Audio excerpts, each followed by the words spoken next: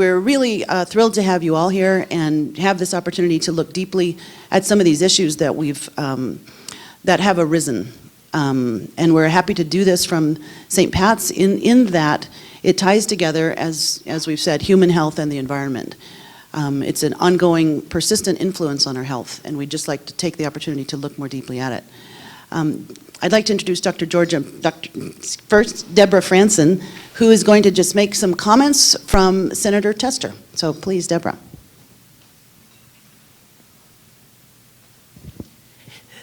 Thank you and good morning. Senator Tester's sorry he can't be here today, and he wanted me to pass this message on to you. First off, Devra Franson, Field Representative for Senator Tester. Our office is downtown, right next door to the Top Hat Bar, 2 different buildings, no pass-through window. And and at any time you or one of your patients or clients is having problems with a federal agency, Social Security, Medicare, VA, something like that, please let us know and perhaps we can help get through whatever roadblock is in the way from them getting the services that they deserve and require. Anyhow, from Senator Tester. Thanks for inviting me to share a few words, and let me say thank you to the folks in this room for your initiative in coming together to brainstorm new ways to improve the health of Missoula and Western Montana and the world. I understand the connection between taking care of the planet and taking care of ourselves. My wife Charlotte and I come home every weekend to travel around Montana and get home to the farm. We take pride in being good stewards of the land and raising healthy food for people all over the country to eat. All of us are concerned with the spiraling cost of health care. We also know that the best way to slow this trajectory is through prevention. The health care bill we passed last year made prevention a priority. Now when you go to a doctor for preventive care, you don't have to pay a deductible. Simple, preventive medicine keeps people healthy. Thank you for taking the time to look at the big picture issues that you are today. It's leadership like yours on tough issues like these which will ultimately make our children and our planet healthier. Please keep in touch with me as you come up with new ideas for improving the health of our communities. Thank you. Sincerely, John Tester.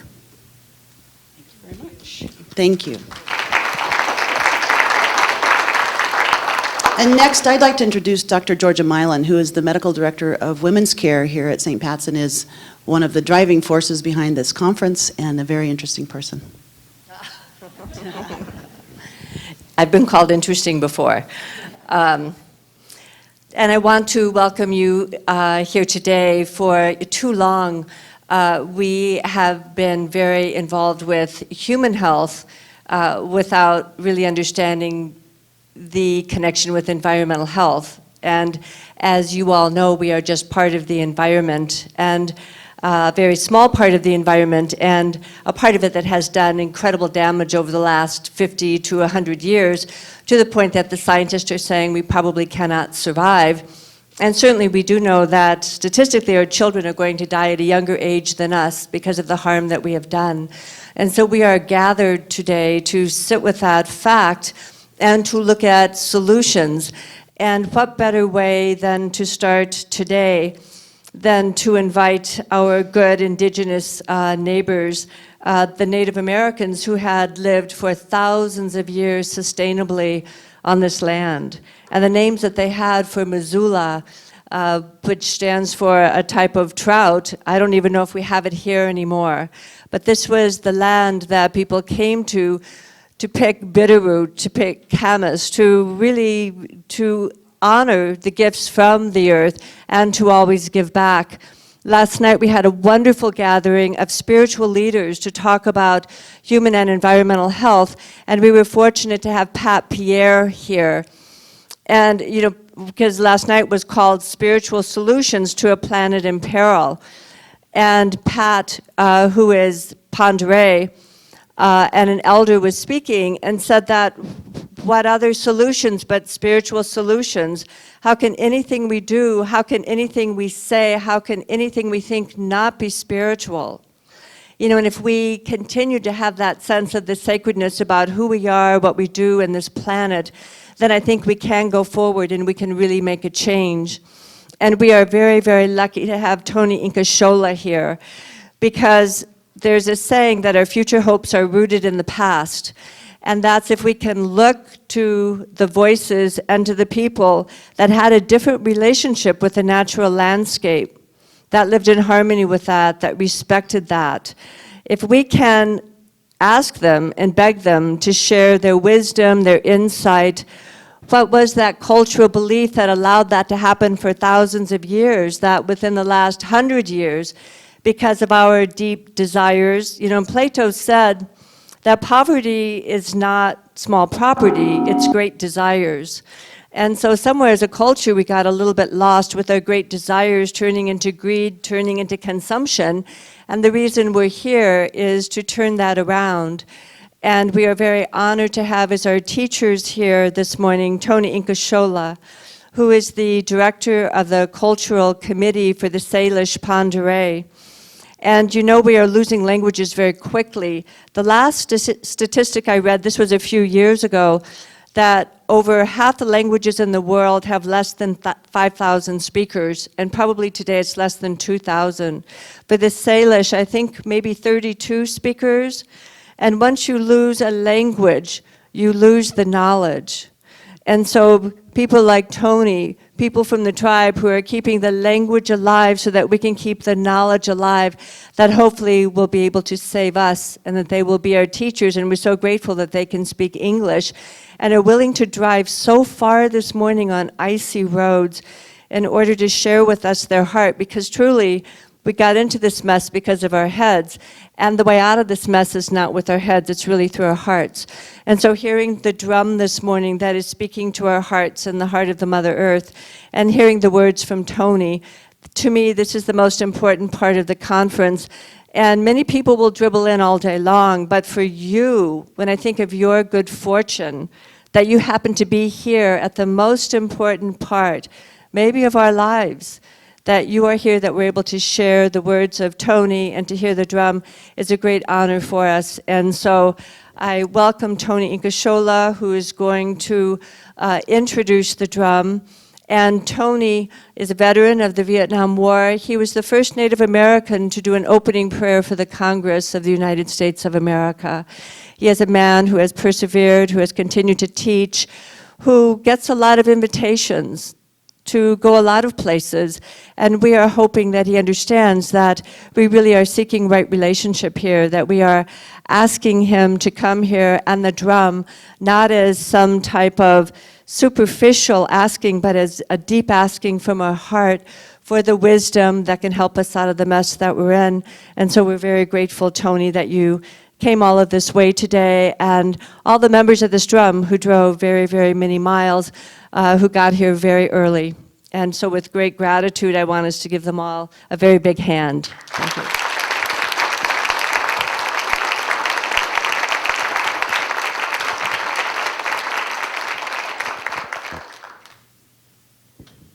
Thank you. Before I say it, and before the drums, we always start everything with a prayer. So I'm going to say a prayer this morning in a language that has been part of this area of this country for thousands of years, a language that has been passed down from generation to generation to our children. And as I stand before you, I'm very fortunate to have grown up in an environment and in a time when those were passed down to me.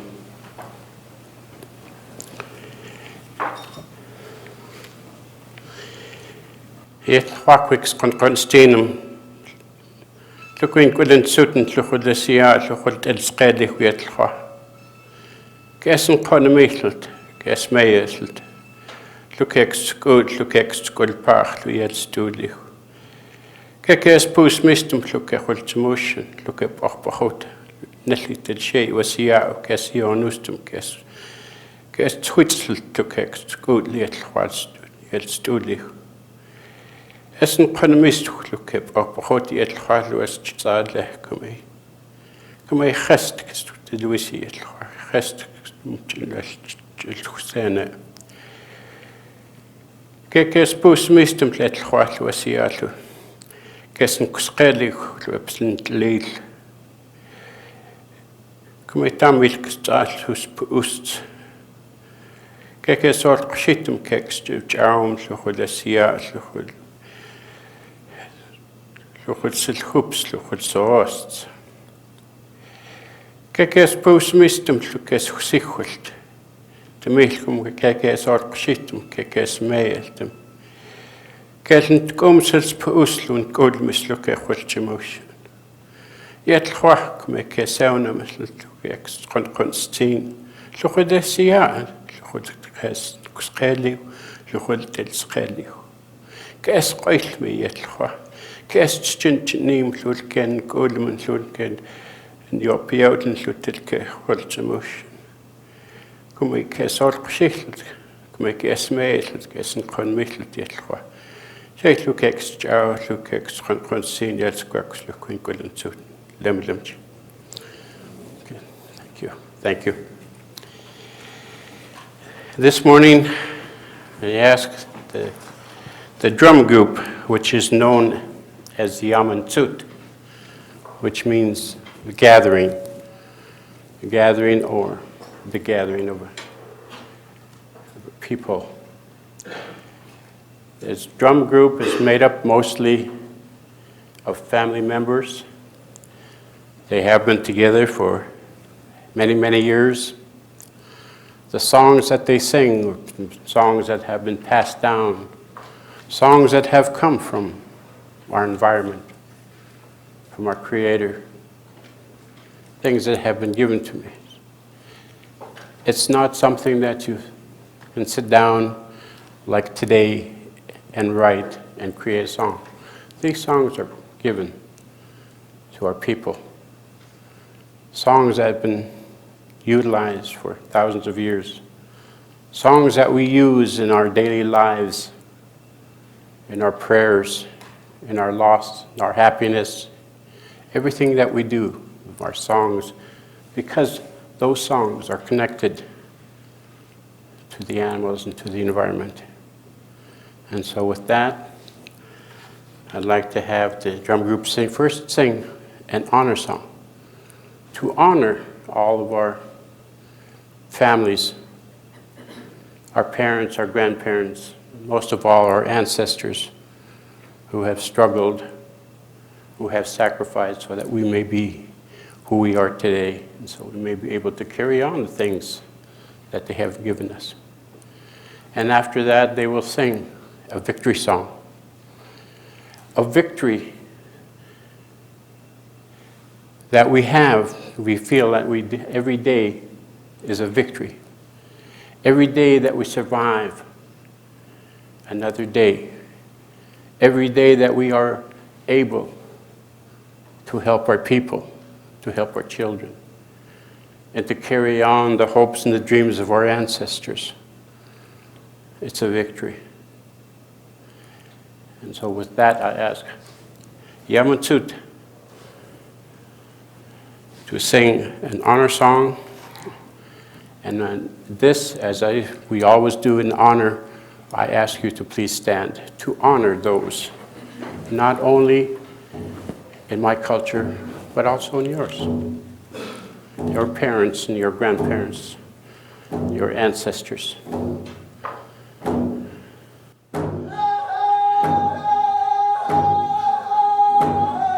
And through a generation of time, the sounds that have come to us from our environment, from our animals, are now passed on through the songs that we have today.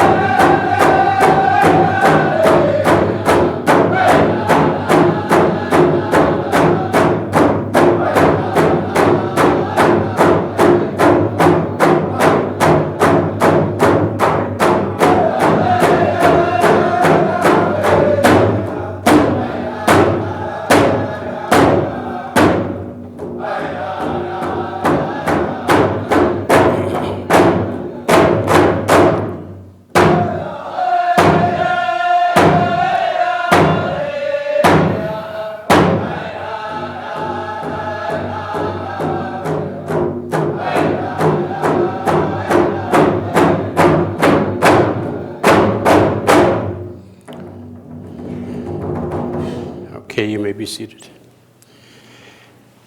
And next, we want to sing Victory Song. Victory Song, as I said earlier, we have many things to be thankful. Every day is a victory in our daily lives and our survival.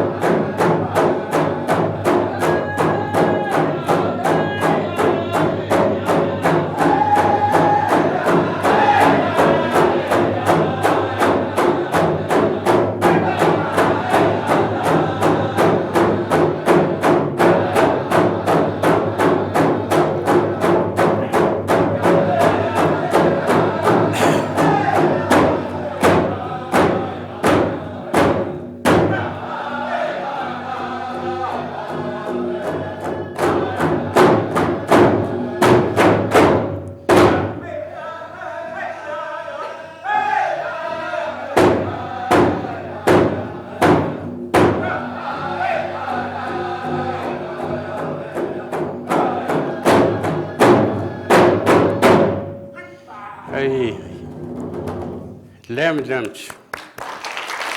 Thank you. Yamncut.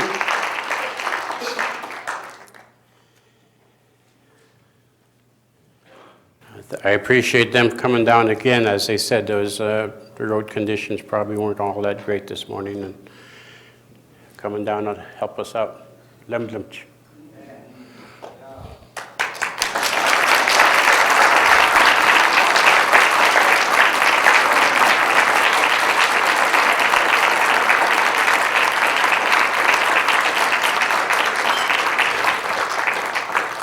Not only does this drum group help us on different events, but they also travel to various powwows throughout the summer months, participating in all the different powwows and representing the Confederated Salish and Pend people.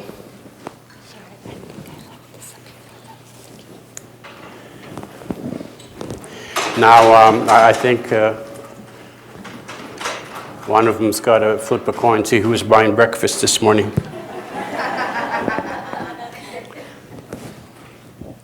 Again, I want to thank you for allowing me to be part of your morning this morning. To be able to share a little bit of not only who I am, but my ancestors. From time immemorial, we have been taught by the Creator to treat everything with respect as an equal. The Salish and what is known as the Pend Oreille, which is actually the Kalispel people, Kadispe, have been in this area for, as far as can be determined, more than 12,000 years. We have discovered, the archaeologists have discovered artifacts, camping sites that have connected the Salish and Pend Oreille people to this area. And from the time I was born to from the time I remember, I was raised by my grandparents who were very traditional, never spoke any English. Grandparents who taught me everything that I have today, the respect, the love, not only for one another, but for the environment, for the earth.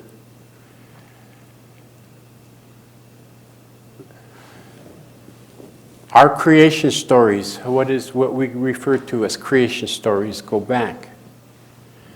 The oldest one that we can remember is the one of the last ice age. It is connected to Lake Missoula, what is now the Polson, Montana area. That is the last, the oldest creation story that I have heard over the years. And because we don't pass those down from generation to generation, and our children don't listen as they should, some of those have been lost over the years, which is a very shame, because that's part of who we are, part of our environment. Thousands of years ago, the stories that were passed down from generation to generation, every winter, during the winter months is the time we tell stories. The elders would tell the stories, which we call creation stories. The creation stories are not just entertainment for children, but they were learning stories. They were stories that were connected and that gave lessons of do's and don'ts in life. So as we listened to these stories, we were not only enjoying them, but we're also learning. We were also learning the respect and the love for what was around us. According to the elders, the creation story began when this world, when this area was before humans. The Creator, the elders say that the Creator had the spirits in this area long before. After the spirits, then the animals came. After the animals, then the humans. When the animals were sent here by the Creator, throughout the land, throughout this country, each tribe has their own, what I call, main characters in their creation stories. Ours here was the coyote and the fox, his brother the fox. I'll tell you just a little brief outline of how it began. The creation stories, as I said, the coyote was sent here to prepare this land, to make it safe for the humans that are yet to come. And as he was sent here, he was given special powers that he would need to rid all the people eaters in this country. And because the Creator knew that the coyote would be killed many times, he was not only sent here with special powers, his brother, the fox, was sent to follow him, who also had special powers. His special powers were to revive the coyote whenever he got into problems, into trouble. And so as the coyote went through this land and got rid of all the people eaters, made it safe for humans, it also established the many values that we have today. And these stories talk about those, establish and tells us about those values in our lives that we have today. So as the coyote went through this country, wherever the tribes are living today, those are the creation stories that they know. As they go east or west, as he came through a land, each tribe would have their own creation stories. And then go to the next tribe. The next tribe that would overlap a little bit, and they would continue the coyote's journey as he went through this land to rid all of the evil people eaters, this land, to make it safe. Those people eaters is what we refer to today as dinosaurs, prehistoric animals. Those things that would eat and destroy the people. Those are the things that the Creator wanted to get rid of, to make it safe for humans to be here. As the stories go and were established, each one has its own little value to it. There's landmarks throughout our Aboriginal territory that were left for a purpose, to remind us today of those values, those do's and don'ts of life that we have, the respect that we need to have, again, not only for one another, but for all of the environment. From the time I can remember, I was taught to respect and to honor all living things, not only humans, but all living things in the environment, because it was created for a purpose. It was created for us as people to sustain our way, our lives as we went. It's very difficult to tell you a long history in 30 minutes, but I'll just give you outlines of some of the things that took place and that happened. So as they left through here from the coast and left different landmarks, stories, I'll tell you one. There's one down on Lolo that they call, there's two different versions of it, but I'll tell you one version. If you go down to Lolo, as you go into Lolo, as you know that last curve as you get into Lolo, if you look straight across on a ridge, you'll see two figures sitting up there. That's part of our creation story. So as we drive through that area, it reminds us of what took place there. And it reminds us of a value, of something.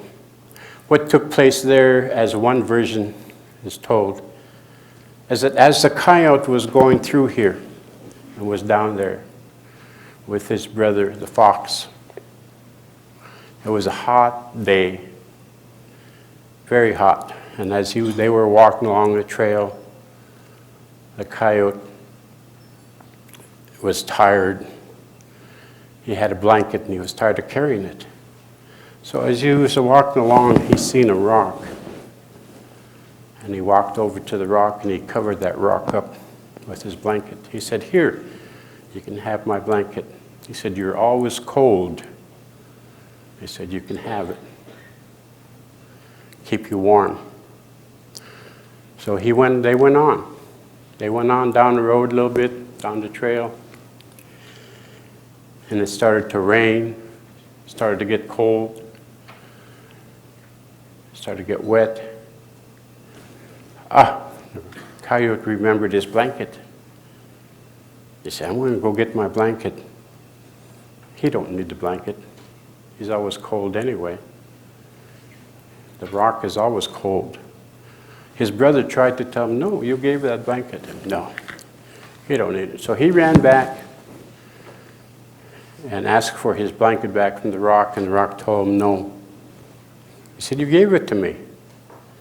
He said, oh, you're always cold, you don't need it. So he grabbed the blanket away from him, put it on, started walking back down trail, caught up to his brother, and they started walking. They went down the road, or down the trail a ways, and they heard something behind them. And they looked at what the noise was, and here come the rock. A rock was rolling, coming after him, chasing him. So the coyote's brother told him, see, I told you, he's coming after you. So he started going, running down trail, and the rock started gaining, rolling, getting closer and closer, going to run over him. As he was running, the rock was getting closer and closer and closer. He was starting to get worried, and he heard some voices. He heard a voice. My son said, tell him, coyote, come this way. Come through here, we will help you. And he looked up on that ridge, and he seen those two old ladies sitting there. They were pounding deer meat, or dry meat, making some powdered meat. The rock was gaining and gaining and gaining, so they kept telling him, come up through here, we'll help you. Finally, the coyote went up the hill, and the rock was gaining, and just about ready to get up to catch him. And the two ladies sitting there told him, go between us. And the rock went between. And as the rock was going between the two ladies, they used their pounders and smashed the rock and saved the coyote. What do you think he learned? When you give something to someone, you don't take it back. It's a gift. That's theirs. You don't go back and say, I want it back. That's a lesson learned that you don't take back what is a gift to someone. So the lady said, take this rock and do something good with it. So he took those chips of rock, and he put it in his bag, and they went on. And as he went along his journey, he spread the rocks out here and there. And that became flint for people later to use as tools. So that's part of the story. Those are the kind of creation stories that are connected not only to humans, but to the environment. How the chipmunk got his try. There's many, many different things in there. But I'm sorry, I don't have time to do that. But for thousands of years, we have been taught and told, again, the respect of what we have, to respect what we see. Because in turn, it's going to help you. It's going to give back to you if you treat it with respect. And so we were taught to teach our children to respect the environment, to respect the animals. When you hunt, you only take what you need. You only hunt when it's necessary. When you gather roots and food, plants, you only take what you need. Always leave an offering, always leave in thanks, thanking the Creator for giving you and making those animals available to you so that you may survive as humans. And so for all my life, I have looked at animals. I have looked at plants and all living things and have treated them as an equal. Not as a dominant person, not to dominate the animals, not to dominate the environment, but to treat it as an equal and with respect. Because as the land and the Creator formed this beautiful land that we live in, it has a purpose. Everything has a purpose in this land. We talk about the circle that's complete. All of our plants, all of our animals, everything, the water, every living thing is part of that circle. It has a purpose. When you take and destroy part of that, your circle becomes smaller. You see the gaps in it. And that's what we see today, is those gaps in that circle of life. Those gaps were created by humans who do not realize and do not respect all living things. Things that you have. How many of you have been to Yellowstone or any national park? Do you drive slow through the park? Do you enjoy what you see? Look beyond the buffalo, look beyond the beautiful falls, and know what's beyond that, how it was created, why it was created. I haven't been to Yellowstone for a few years now, but every time I go down there, I come back so mad. What I call the Griswolds. Have you ever watched them? You know the Griswolds, the movie? I'm driving down, enjoying the beauty, enjoying the animals, and thanking the Creator for what He has left and what He has given, and hoping that someday my children and grandchildren will see them. I'm enjoying. And then I'll look in the mirror, I see about 10, 12 cars behind me, all in a hurry to get around me. Luckily, they have those little pull-outs. So I pull out and they pass me I think the speed limit is way too high there. They're doing 45, 50 miles an hour. And I get back on the road and continue on. 2 minutes later, there's a whole line of cars behind me again. I often wonder, why are they there? What do they see?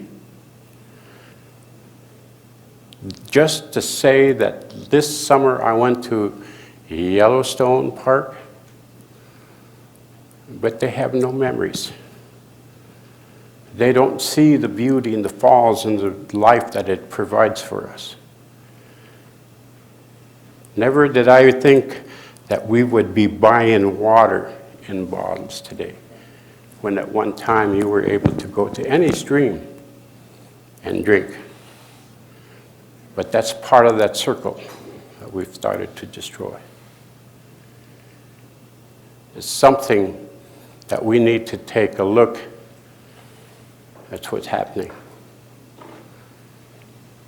If we don't do something today, it's going to have that domino effect that this is going to be destroyed, this is going to be destroyed. And eventually our children and grandchildren won't have anything. Every day I thank my parents, my grandparents, for what they have left me, for what they have given me. And hope that in my short life, I can do the same for my children, grandchildren, and all those yet to come. That they will enjoy and see and understand the things that I do today. A lot of our people today don't do that anymore. All you need to do is turn on the TV and watch the news and see. Everybody has lost their value of life, lost the value of respect, lost the value of love, lost the value of the future, looking ahead, generations to come. You know, we always think that we're going to be here forever. You know, when I was a teenager, I thought that. But as time goes on, you know, life is very, very short. I used to think 30 was old. Wow, to be 30 again. But that's how fast time goes by. So we don't have a lot of time to educate our children, grandchildren, so they can understand, to see that when they go driving down the road, when they go into the mountains or go to the lake or river, that they see more than running water. They see more than trees. They see a past. They see the struggles of our ancestors, people that were here planting trees, planting gardens, and helping, protecting. That's what we need to focus on. That's what we need to try to get our young children to understand, because the future depends on the young people. A lot of us that are up there getting up in age, we don't have the time or energy sometimes to do the things that the young people can. And so this land, if you can imagine, thousands of years ago, what it looked like.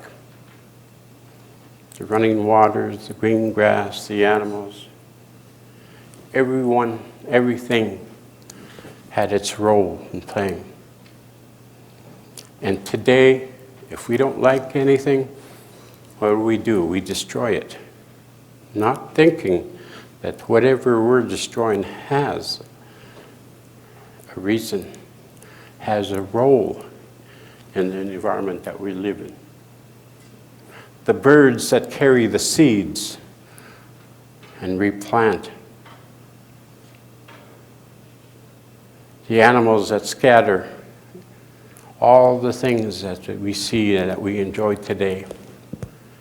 We don't connect that. The only thing we see is, what can I get?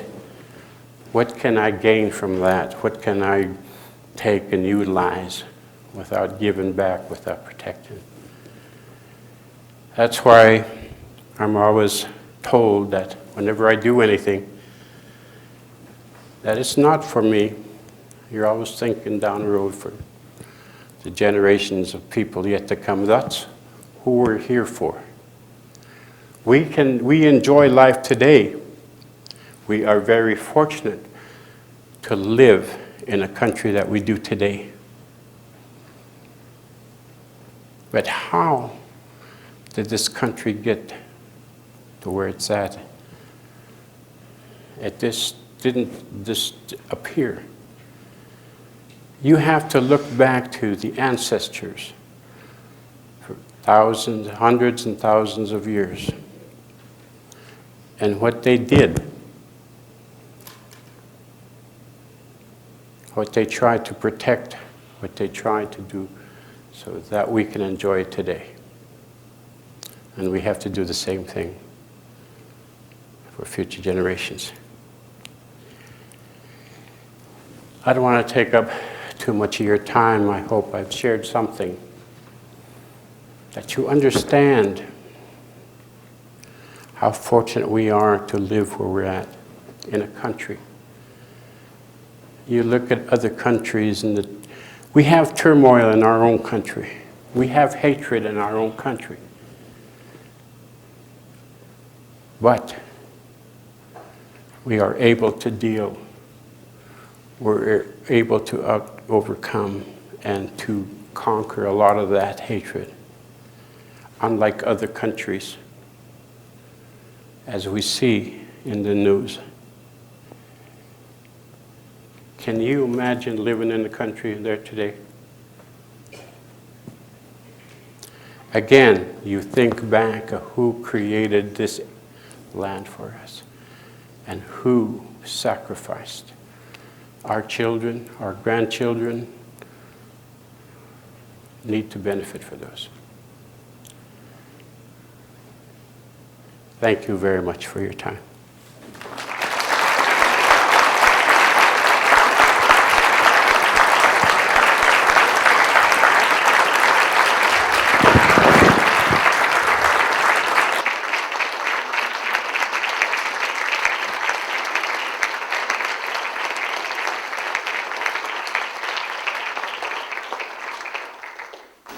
I want to thank again Tony Incashola and the drum that drove so far today in order to really awaken our hearts and our minds and to really help us understand our place in the web. And it was about 140 years ago that the Sisters of Providence were welcomed into St. Ignatius, and an alliance was formed. And the Sisters of Providence, I hope, were helpful, and they did what they could, and they were welcomed and taken care of by the Salish, the Pandare people. And once again, we are hoping that such an alliance can be formed, that anything that St. Patrick or the people of Missoula can do, and we appreciate all of your gifts, your wisdom, and your words, and mostly your example of people who can live in harmony. And now when we look at, by 1975, 90% of the indigenous tribes in Brazil were extinct. Right now we're looking at least 25% of all the mammals in the world are extinct. A third of all the birds are extinct. Almost half the amphibians are extinct. And so these are the gaps, these are the holes that people who are looking, people who are paying attention can see.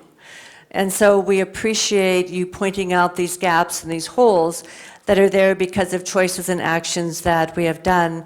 And so we pledge to you, and we pledge to your people who are our teachers and our examples, that we're going to turn the tide and we're going to do better. And we appreciate your leadership. So thank you so much. Thank you.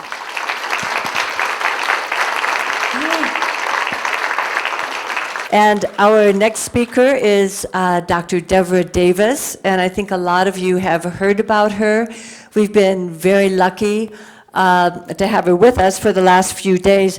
Dr. Davis has a pedigree that you won't believe. Her 30-page CV is replete with books and publications. She has a PhD, 2 masters, a bachelor's, but she's been doing this work in epidemiology and human and environmental health for 40 years. And she has 3 books for sale here. Garth, the only independent bookseller we have in Missoula, Montana, has brought a lot of books here today. Please go by and visit his stand. And we're hoping that Devra might be available for some book signing. Her first book was When Smoke Ran Like Water. Her second book, The Secret War on Cancer, is a must-read for everyone. Her third book that just came out a few months ago, Disconnect, The Truth About Cell Phones. And Garth has them all for sale. They are unbelievable. And Devra is an incredible storyteller. So when you read her books, you connect with the people like you, people like me, who have been adversely impacted. And so she's able to tell stories and lead us through the science in a way that we can understand. And we're very lucky to have her here today. She's wanted all over the world, and she agreed to come to our little Missoula, Montana. And as she's getting ready, I do want to point out Rick Bass. Please stand up, Rick, and honor him.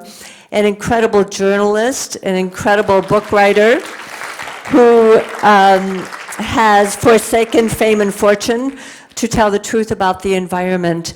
A very important book we have out there is The Heart of the Monster, and it's about the tar sands and the corridor.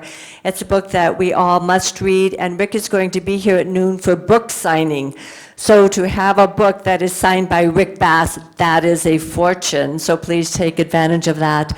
And Devra, are you ready? Yes. Okay, great. So a big welcoming hand to Devra Davis. Thank you so much.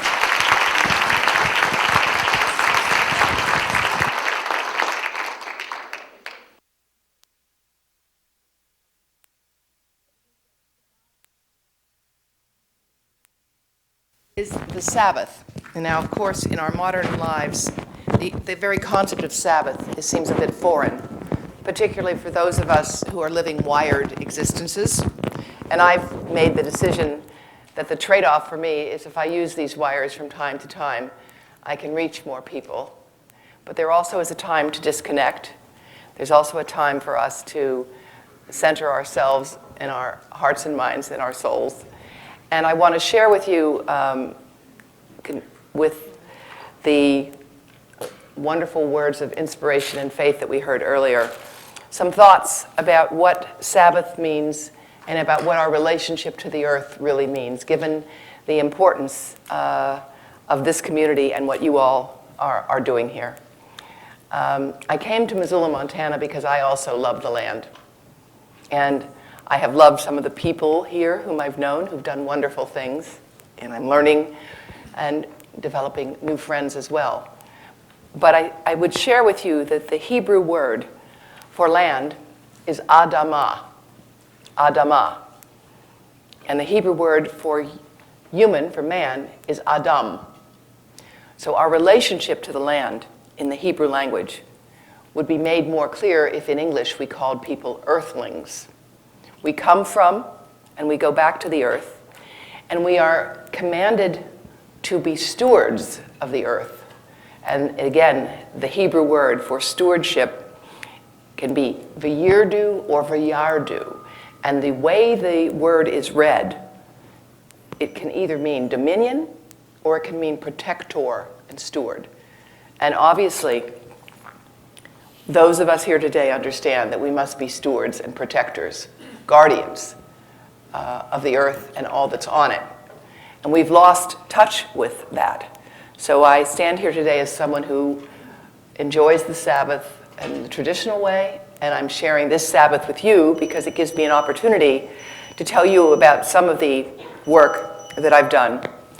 I would ask you to turn off your cell phones, and I would encourage you to take them off of your body if you must keep them on and on vibrate, and you'll understand why by the time I finish my talk today.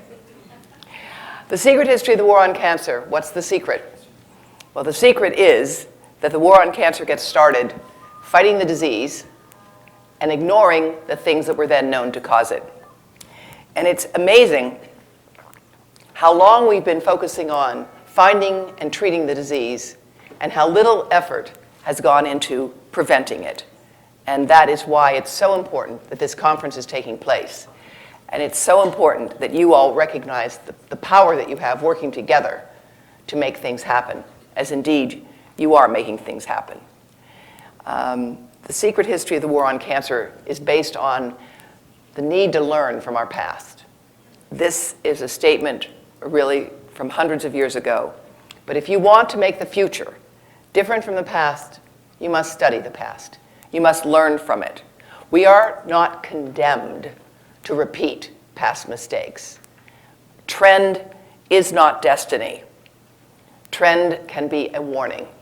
And we have to look at the trends, we have to look at the patterns to learn from them. And in fact, that's what I do as an epidemiologist. Epidemiology comes from the two Greek words meaning epi, upon, demos, the people. We learn from the patterns upon the people of disease, of health, and we learn how to improve our health and prevent disease and promote it. I want to tell you a little bit about where I come from. I come from the town of Donora, Pennsylvania, on the Monongahela Valley, in a valley kind of like Missoula, with a river running through it, prone to inversions of air pollution. And this picture shows you the smoke that meant that people came to Donora because they liked the jobs and the money. And they understood that if there was smoke, it meant prosperity. And back then, people didn't think about what it meant for their lungs and their bodies. These are the hills across from the zinc plant, and this was the plant. This is what it looked like on a typical day. This is the cemetery where the graves washed out of the ground, and they thought they hadn't been put in there firmly enough. They didn't really recognize the fact was that no grass would grow because of the plumes of toxic metals that rained upon all of the area. When I was a kid, we used to play kickball, and kickball, I learned later, is a working class kid sport. You play games without equipment. Nowadays, all our kids come with armor, body armor, and all sorts of things. It costs a fortune for them to play hockey and things like that. But when I was a kid, we just took sticks and cans and kicked them. And we would be able, I might not be surprised to hear I was a tomboy, and we would be able to slide to first, second, third, and home because there was no grass on the grounds on which we played. And I loved being able to slide down the hills because no grass grew on it. Only years later did I understand why there was no grass there. And we used to call it Denora measles because you'd go outside and you see this. This is just a typical thing that we grew up with. Of course, you'd have black spots all over you when you were outside for very long. And that was, again, just the Denora measles. This is what it looked like at noon in Pittsburgh, Pennsylvania. Noon, right? And people became accustomed to this, accustomed to it. This is Pittsburgh, Pennsylvania. We had come through that tunnel, and my grandmother, who developed heart disease in her 50s, we'd always, of course, close up the windows. We somehow knew enough that you didn't want to have windows open when you're going through a tunnel. Of course, it's full of carbon monoxide and Lord knows what else.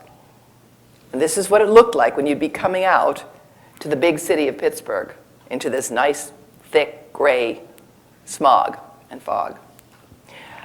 When I was growing up in Denora, it was a lovely place. It was the kind of town where a 3-year-old could run away from home, and every time he'd be brought back home because everybody knew who belonged to everybody else. It was a wonderful place to grow up in that regard. You could never be late, though. You could never be late because the whistles from the mill always told you what time it was. When it was 7 o'clock, when it was 1 o'clock, when the shifts changed, the whistles would blow. We learned to sleep through the whistles in the middle of the night. And the trains went right through the town. I went away to school when I was young, and I came back, and I said to my mother, "Mom, was there another town called Denora?" Because I'd read in a book at school that a town named Denora was polluted. And I learned later that in one 24-hour period, 20 people dropped dead. 20 people dropped dead from air pollution in my hometown. My mother got kind of quiet and defensive, and she said, "Well, you remember how we used to drive with the lights on in the afternoon?" And I said, "Yeah." She said, "Well, I guess today they'd call that pollution. But back then it was just a living." And that's just the way it was. And when children grow up, as they do in Mexico City, with brown skies, and they paint sky brown, children in Mexico City paint the sky brown, because that's what they learned, that's what they see, that's what is normal. And we have to recognize that we don't want our children and grandchildren to become accustomed to a normal that is a polluted environment where we say that the price of progress is the degradation of our natural parks, that the price of progress is to tolerate massive deconstruction and damage of the pristine environment that has been in some way like this for millions of years. But growing up in Denora, I had no idea. There were two things people didn't talk about. One was pollution. The other was the Holocaust. And both of them were too grim for public discussion. So there was a kind of collective denial about either of them. Later, of course, it became important to understand them. And I think that I want to pay a special salute to those who've organized this conference because of you, because of the efforts of the organizing committee here, some of whom were standing in the back, some of whom were outside, you're able to come here today and to stop the denial, to understand that we can together make a difference and see that this earth will be guarded and protected by us and not treated as something that is ours to destroy. This is what it looked like. You see the topology of Denora, the river around the Horseshoe Bend. The hills were just about 600 feet higher. This is where people died, just within a half a mile of the zinc plant. I made this map with the X's on it, but the map itself was drawn by a public health expert simply to document what it looked like. And it looks kind of pretty, but this is these are barren hills. Nothing grew on lots of these areas, and it was just accepted as the way it had to be. That's my father, right there, little baby. Family owned a dry cleaning shop. Hardworking immigrants, my grandparents. My grandfather was a tailor. It might not surprise some of you to know that my father became a drill sergeant. And he was a pretty tough guy. But at this time, this was just a few months before he survived his first almost fatal experience. That shop blew up. Explosion of benzene that they were using to clean the clothes in the basement. My grandmother had thick scars on her arms, and I never knew where they came from. They came from her rescuing her 2 young children from that fire. And we'll never know why my father got multiple myeloma when he was 53. At age 53, he said to me, "I've lived a long life. I've lived a long life." For a man of his generation, that might have been a long life. But the reality is, not only did he survive this explosion of benzene when he was a toddler, but he went to work as a machinist, as a chemist in the steel mill. He was in the military using X-rays, doing welding, and working as a machinist. He had a lifetime of exposure to industrial hazards, as well as this as a baby. And he did manage to live almost 7 years with his multiple myeloma and died younger than I am now. But I show you this picture as a way to say it's a warning for all of us now to understand. The things we did not know, we can't pretend not to know now. We now know, and we have known for some time, that benzene damages the bone marrow, the way we produce blood in our bodies. And in The Secret History of the War on Cancer, I tell the story of the discovery and the denial and the repression of information about the dangers of benzene. And I show you that this town of Donora, this is what's left of it now, all of this area here had huge factories that were 5 stories high, and they're gone. All that's left is the topography, and now you can see it's green. It's green, and things are growing here. But when I was growing up, there were huge ditches and gullies, and nothing grew there at all. We now understand why that happened, and we have an obligation to see that it doesn't happen to the rest of the world. When it comes to understanding the dangers of the things that cause cancer, this is a stunning photograph. It's stunning on several levels. This is the first X-ray ever taken, November 8th, 1895. And this X-ray image appeared in newspapers around the world within a month. Within a month. It was recognized by the inventors and by the news media as such an important development. Long before the internet, this made it around the world by the mail. The woman whose ring is shown there, Frau Bertha Röntgen, called this a death ray.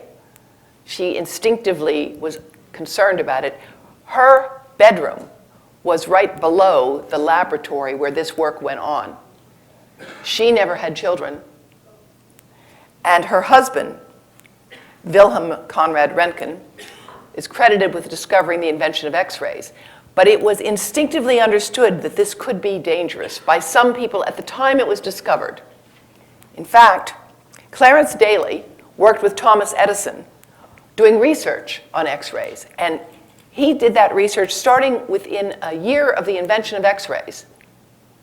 People would hold X-ray parties in salons in Japan, in Tokyo, in Paris, and they'd stand in front of the machines and see their bodies move, right?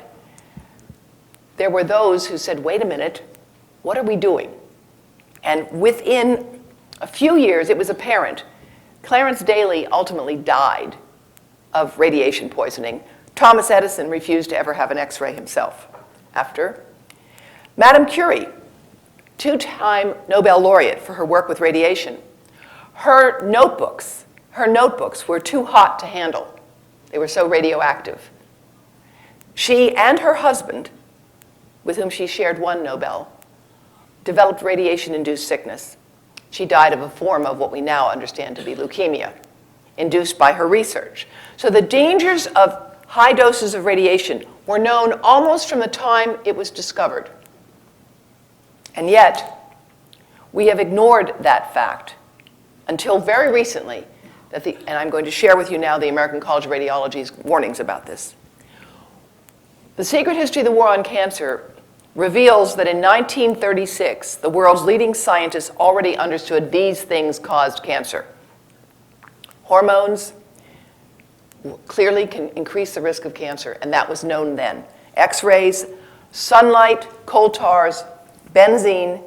Benzene was understood to be toxic to the bone marrow in the 19th century. In the 19th century. Cobalt, uranium mining dust.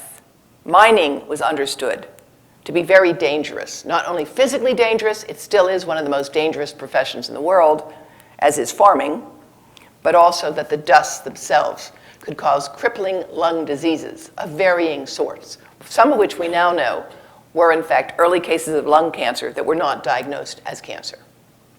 These are stunning images taken from this book that I used in The Secret History of the War on Cancer.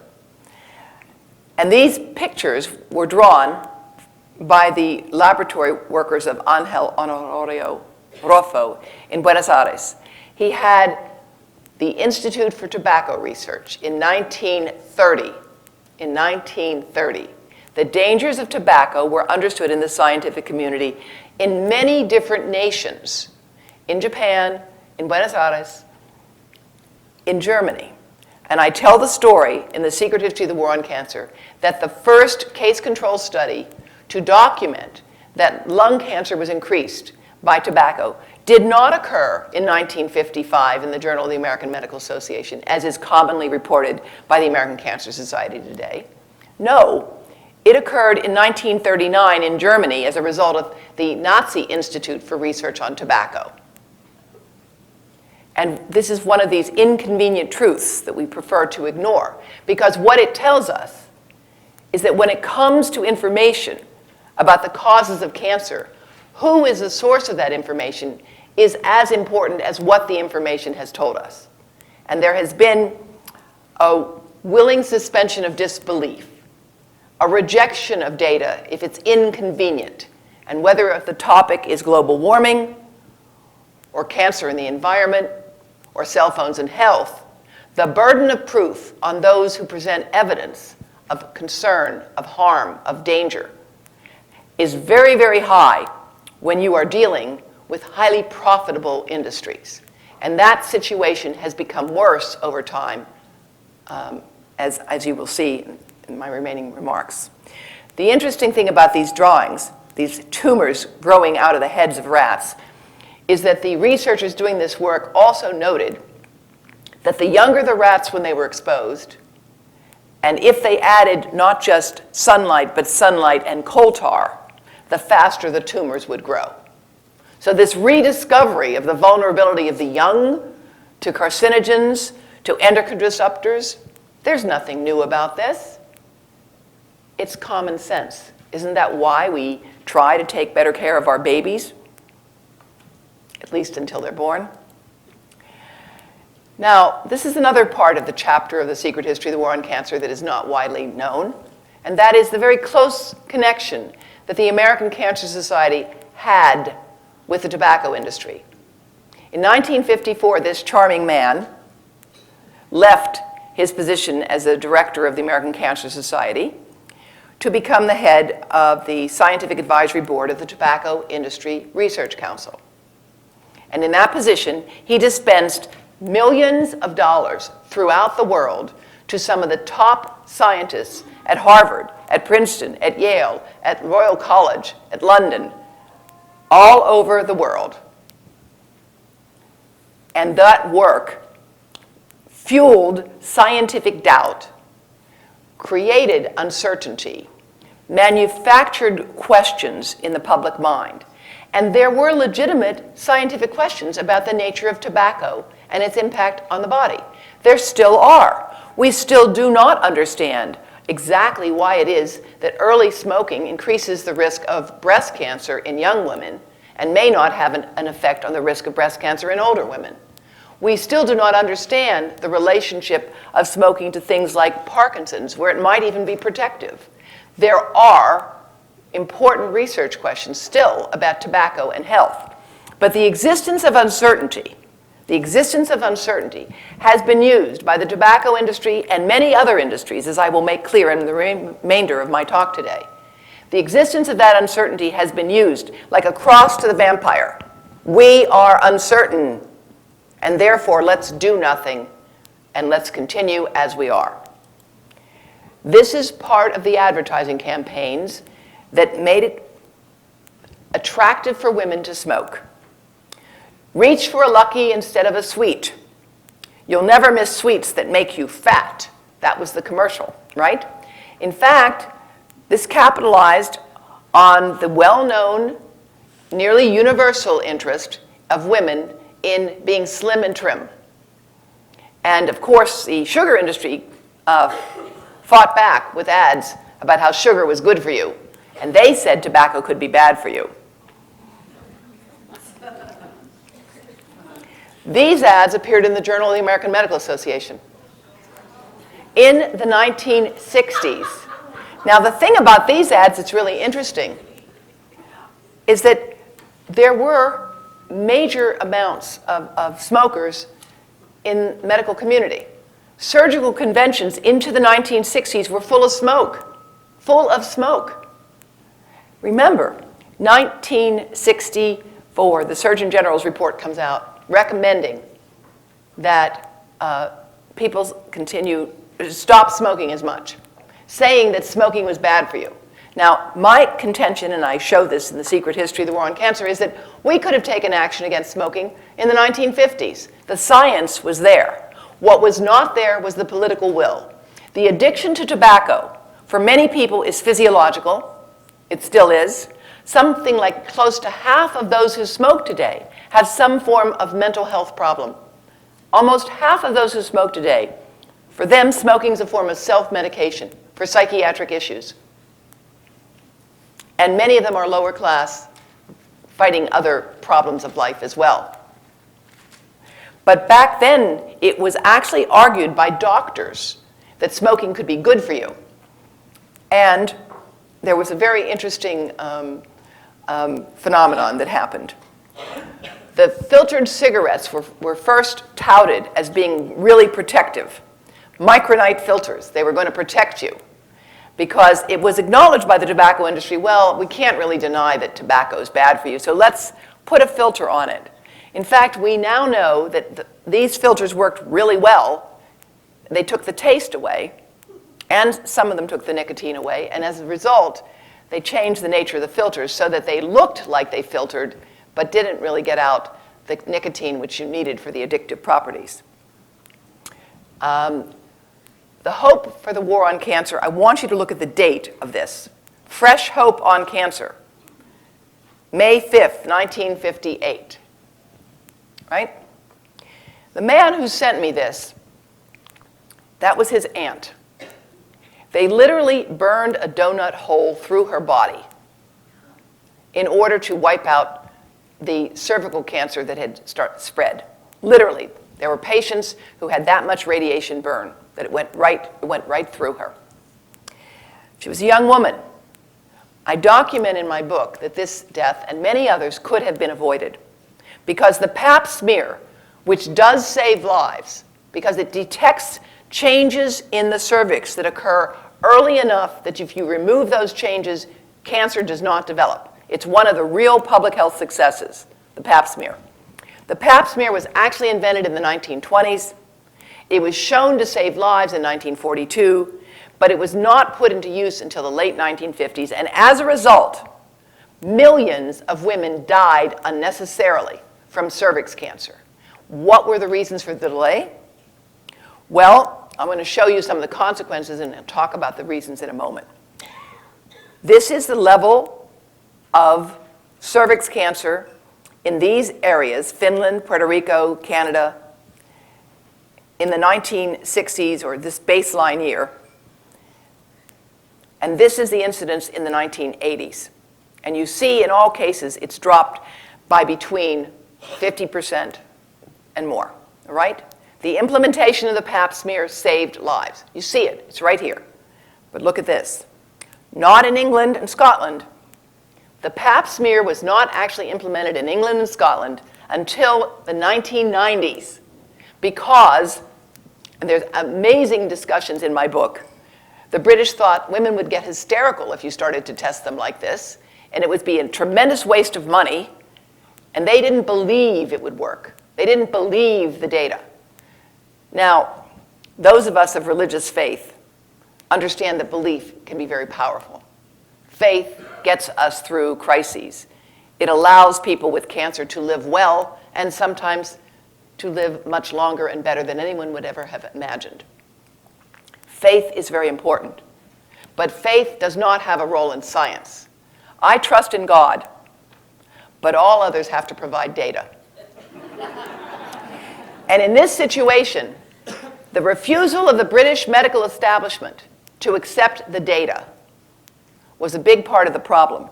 In the United States, the delays in implementing the Pap smear were in fact due to the fact that there was a serious discussion at the highest levels of the American Cancer Society that if you put the Pap smear into implementation, you would lead to socialized medicine because it meant tests would be done and slides would be sent out of doctors' offices to be read by women who were not doctors, and you would be ruining the quality of medicine and socializing it because no longer would the doctor be the king, and usually it was the king, of the medical system, because you would be giving power away to people who could read pathology slides. And that would lead to socialism in medicine. Now, it's interesting, for those of you interested in healthcare reform, that the term socialism in medicine has never been used by socialists. The term was always used as a kind of a red herring by those who were concerned about the ability to control as much as possible what was going on in medical practice. But these numbers, these aren't just numbers. In public health, we say that these statistics are human beings with the tears removed. That's what these numbers are. These numbers are real, live people whose lives were lost, who went through terrible, disfiguring, and sometimes fatal disease because of the refusal of the medical system to accept the facts that are presented that I show you here today. Now, when the National Cancer Act was passed in 1971, President Nixon was in a very difficult position. They were fighting the war in Vietnam. It wasn't going very well, so he decided to launch two wars. One was the war on drugs. The other was the war on cancer. I don't think either of them has been especially successful for different reasons. There's a wonderful section of where there's a debate between Nixon and Ted Kennedy, which one of them hated cancer more. But the fact is, the National Cancer Act says we're having war on cancer, and it ignores the causes of cancer known at the time. It ignores tobacco, it ignores asbestos, it ignores hormones, it ignores the inappropriate use of diagnostic radiation. And instead, we fight the wrong war with the wrong weapons, focusing solely on the disease and ignoring the things that were then known to cause it at that time. One of the examples that, in the book that's just amazing of what we did, we spent millions of dollars in the United States government of taxpayers' money to develop a safe cigarette. And the guy leading that effort was a 4-pack-a-day smoker. He was the director of the National Cancer Institute throughout the 1960s. Remember, Surgeon General's report had come out saying that smoking caused cancer, and you had people spending government money making a safe cigarette, including one of the first Americans to show the link between tobacco and cancer, Ernst Winder, a colorful character who I don't have time to talk about here, but if you look him up in the book, he's really quite a hoot. So this cartoon from 1977 indicated that some people, including, of course, Herb Bloch, understood it'd be a lot easier to cure cancer than it would be to prevent it, because if you prevented it, you'd be dealing with the industries, the chemical industries, the food and drug industries. And by the way, I really urge you to take a look at the wonderful selection of books that have been provided to you here by your local bookseller. There's a marvelous collection of work that has been done to document the importance of looking at prevention here. This is a figure that I make available, and all of the information we have produced here is part of our Global Commons activity for the Environmental Health Trust, the nonprofit that I've set up now. To make it clear that we know tobacco causes cancer, we need to start to ask about smokestacks, whether it's the diesel exhaust that's rolling through your area right now with those huge 3-story high vehicles, or the smokestacks from the coal that's burning, or the smoke coming out of your wood-burning stove. Many of the same pollutants that are found in tobacco smoke occur in smokestacks and in vehicle exhaust. And if we can make the public understand that more clearly, we can work together to make a cleaner and safer and healthier environment. When it comes to understanding environmental causes of disease, we have 3 different types of evidence. We've got wildlife and case studies, such as the work on the Bitterroot Valley, the deer from your area here that have shown up with tremendous defects in their reproductive systems. We have experimental studies under controlled conditions in toxicology. And we have human studies shown here with my politically correct blue people. The problem that we face, and this is particularly acute with cell phone research, and I want to be very clear with you about this today, is that the entire debate about the causes of cancer has been framed as, do we have enough proof of human harm? Do we have statistically significant numbers of sick or dead people who we can be sure that that gun fired that bullet into that organ to cause that cancer? And as someone who has spent most of my career as an epidemiologist, I'm here to tell you that relying on epidemiology to determine public policy is wrong, because it means we are waiting for the body count. And we must do a better job of preventing harm by looking at information that we get from wildlife and toxicology in order to understand the risks, control them, and reduce them. If we insist on proof of human harm, in the case of cell phones and health, we will be condemning our grandchildren to global epidemics of neurodegenerative disease and possibly brain cancer. And that is why I am no longer a full-time academic. I am a full-time public health nonprofit advocate working on this issue, working with mayors across this nation and across the world to give people the right to know about the things they can do to protect themselves. We have to rely on models because we can't always wait. And in the case of cancer, waiting means condemning people to enormous risks.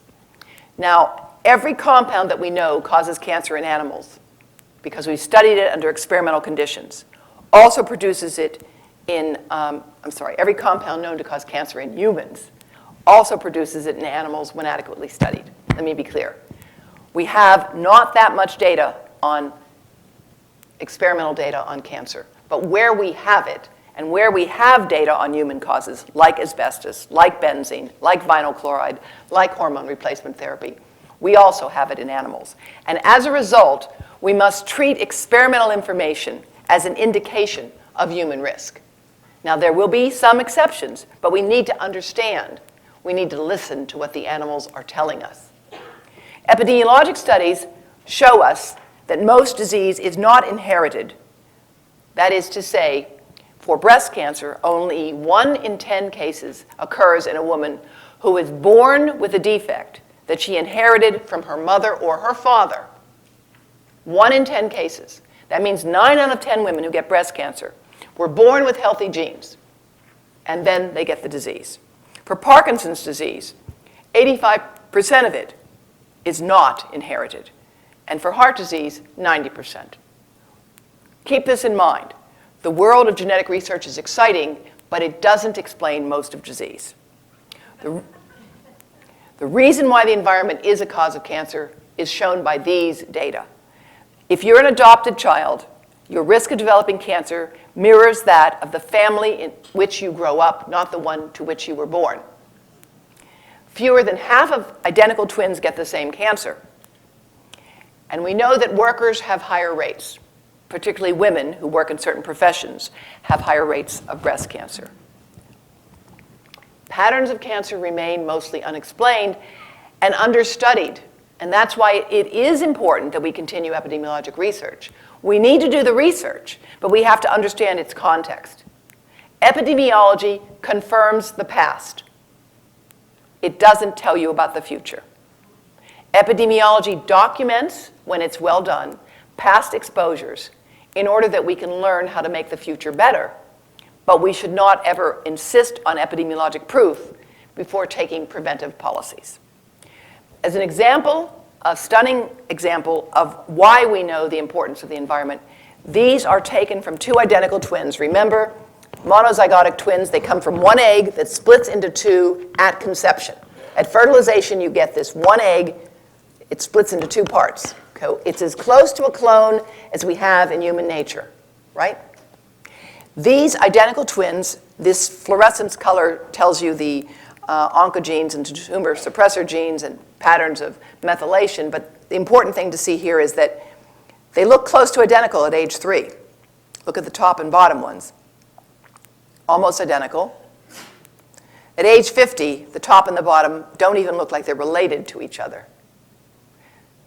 This is very powerful evidence that genes give us the gun, but the environment pulls the trigger. It's the environment interaction with our genes that is important. And the exciting field of epigenetics is now telling us that you can even have cancer develop without direct mutation. It can affect the ability of repair processes to occur.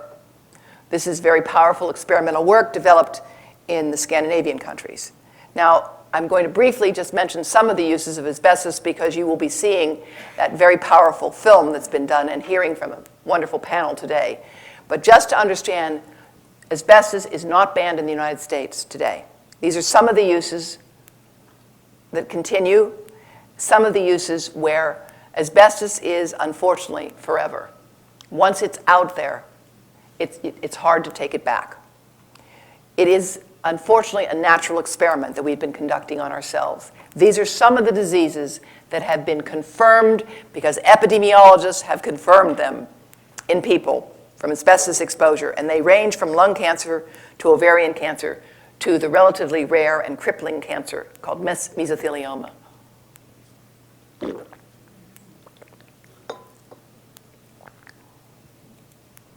The deadly toll of asbestos, which can take 40 years before it's evident, 40 to 50 years, is evident in the fact that we now have 1 in 3 people with mesothelioma who have never been known to work with asbestos. And we believe that mesothelioma is uniquely caused by asbestos exposure. So that's telling us that there are non-commercial exposures to asbestos. In 1983, one of the first reports I worked on at the US National Academy of Sciences, where I was the founding director of the board on environmental studies and toxicology, was on the non-occupational risks of exposure to asbestos, 1983. In that report, we warned that this would happen. I don't want to be right on the issue of cell phones and health. If it takes 25 years, I won't be alive when we confirm that danger. We have to have learned something from this history. We have to learn from the past so that we don't repeat those mistakes. What we have now with asbestos, with what we have now with the tragedy of Libby, Montana, is clear proof that we should have listened earlier, that we should have understood pollutants don't stay within factories. And right now, some of you in this area have asbestos in your attics, and you should leave it alone unless you need to go there, unless you have any reason to think it's friable, that is to say, flaking, in which case you must call for inspectors to come in with moon suits and all that goes with it to inspect and to take care of it for you. Because just getting your Christmas lights out of your attic can put you at risk of a crippling disease 40 years later. I'm going to skip over these in the interest of time, but just to give you some images of, this is Google Maps. Sarnia, Canada, is an area with the highest concentration of factories. No asbestos mining, but some of the highest levels of asbestos ever recorded in that community because they have so much industrial production and petrochemical refinery. 5 times more mesothelioma with the highest levels of asbestos ever recorded outside of a mine. That is to say, industrial manufacturing can lead to a lot of pollution that you're not fully aware of. Pipe insulation, in this case, in many cases. This is an example of a woman who developed an asbestos-related disease from being a hairdresser, who brushed the hair of people who worked with asbestos. The clubbing in her fingers, those long fingers, that's a sign of pulmonary insufficiency. Her lungs are not getting enough oxygen to her body, and for reasons I can't fully explain, there's a deformity in the finger called clubbing that occurs. These are just a stunning series of pictures of people working with asbestos in Brazil and India. And you can see the lack of protection. Asbestos has fibers that are 50 times smaller than a human hair. So if you are working with asbestos in bags like this, and you can't even see it's in the air, it can get through your skin into your body. These are the typical ways that it's transported. Roofing cement in Brazil.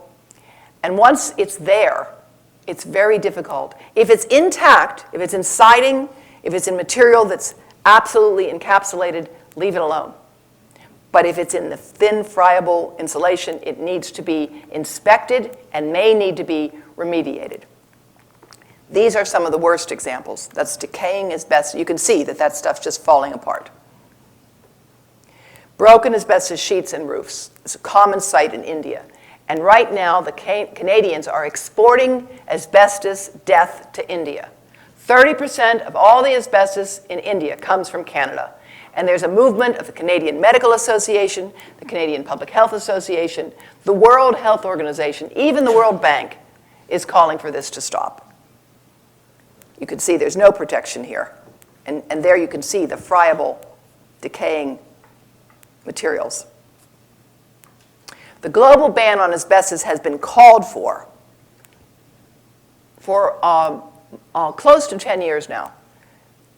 And the reason it has not succeeded is simply the economic power of a small group of people. In Canada, and unfortunately, the governments of Russia and China, Iran,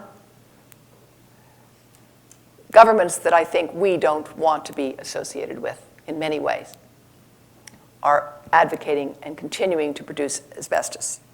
This is a woman who lost 3 sisters and both her parents to mesothelioma, and her only exposure was as a child playing in the attic with zonolite insulation, which may be in your homes now. 30 million US homes are insulated with zonolite containing tremolite asbestos fibers. And EPA tried under Christy Todd Whitman, and you will hear more about this, to ban asbestos, to at least inform people about this. And you can find this if you know how to look for it on EPA's website, but most people don't know how to do that. The point is, the residential risks, the non-occupational risks to asbestos, are a 15-fold increased risk of mesothelioma compared to others. And that's what we warned about in 1983. And that's why I wrote my book, The Secret History of the War on Cancer. And that's why I wrote my new book, Disconnect. Because I don't want to see the same things happen here. And we should have learned from the past so that we do not continue to live out the same pattern of death and disease. And only when we have enough of it do we finally act to reduce it. Yet another woman who died at age 26. And again, her only exposure was walking past a contaminated work site to school and playing there. Now, you may be surprised to see him here, but I just want to share with you an example of how strange the world of toxic chemicals has been. Donald Rumsfeld was hired to be the CEO of Searle Manufacturing Company after his first stint as defense secretary. Now, he was not hired for his expertise in pharmaceuticals. He was hired for his access to power. And right after Ronald Reagan was sworn in, within 5 days, this company filed for approval of aspartame. Every scientific group that had ever reviewed the evidence on aspartame prior to that had said, it looks dangerous, we don't have enough data, go back and do more research, we can't say that it's safe, it looks like it could be a problem. Every single group of scientists ever reviewing the data on aspartame had concluded that. Searle put forward an application for approval of aspartame without any new data. You understand? No new scientific data were provided. None. Approval was granted within 5 months. This is what you need to look at. Studies published recently have shown that prenatal exposure to aspartame, and aspartame is NutraSweet. Aspartame is was one of the most widely used artificial sweeteners. All right, thank you for asking. And this study of the US was done by one of the world's leading cancer researchers, and what it shows is this is the amount of tumors found with prenatal exposure to aspartame. And then if you let the animals live out their full lifetimes, you see an even greater growth in the tumors that occurs if you let them live more than 2 years. Why is this important? Because most of us don't die when we're 60 anymore. And the animal model for research has been to sacrifice, to kill animals at 2 years. If you let them live out their natural lifetime, many more tumors will occur when they get older. And this is showing you, if you did prenatal exposure, you see an increased risk. How many hundreds of millions of women who are pregnant are using aspartame? There's more than 1,000 approved uses of NutraSweet and aspartame today. You don't even know it's on dental floss. Now, I'm not telling you dental floss is causing cancer. In fact, it prevents other problems. But just as an example of how widely distributed this product is, and the fact that with postnatal exposure, you don't even see any significant increase. The white line is the control animal. There's not much of a big difference here. But after the animals live out their natural lifetime, you see that the animals who were exposed postnatally have twice as many tumors from aspartame. And of course, the prenatal is even much higher. And these levels of exposure here, 2,000 parts per million, 400 parts per million, that's equivalent to 2 yogurts, 2 light and lively yogurts, and 4 or 5 pieces of gum a day. Now, there's a big debate about this. I'll tell you the dirty secret about aspartame. The women who were running this lab study all stopped eating aspartame when they got these results. Didn't talk to one another. They just stopped using it. Within 2 months, they'd all lost 10 pounds. Aspartame is an appetite stimulant. It's a stimulant.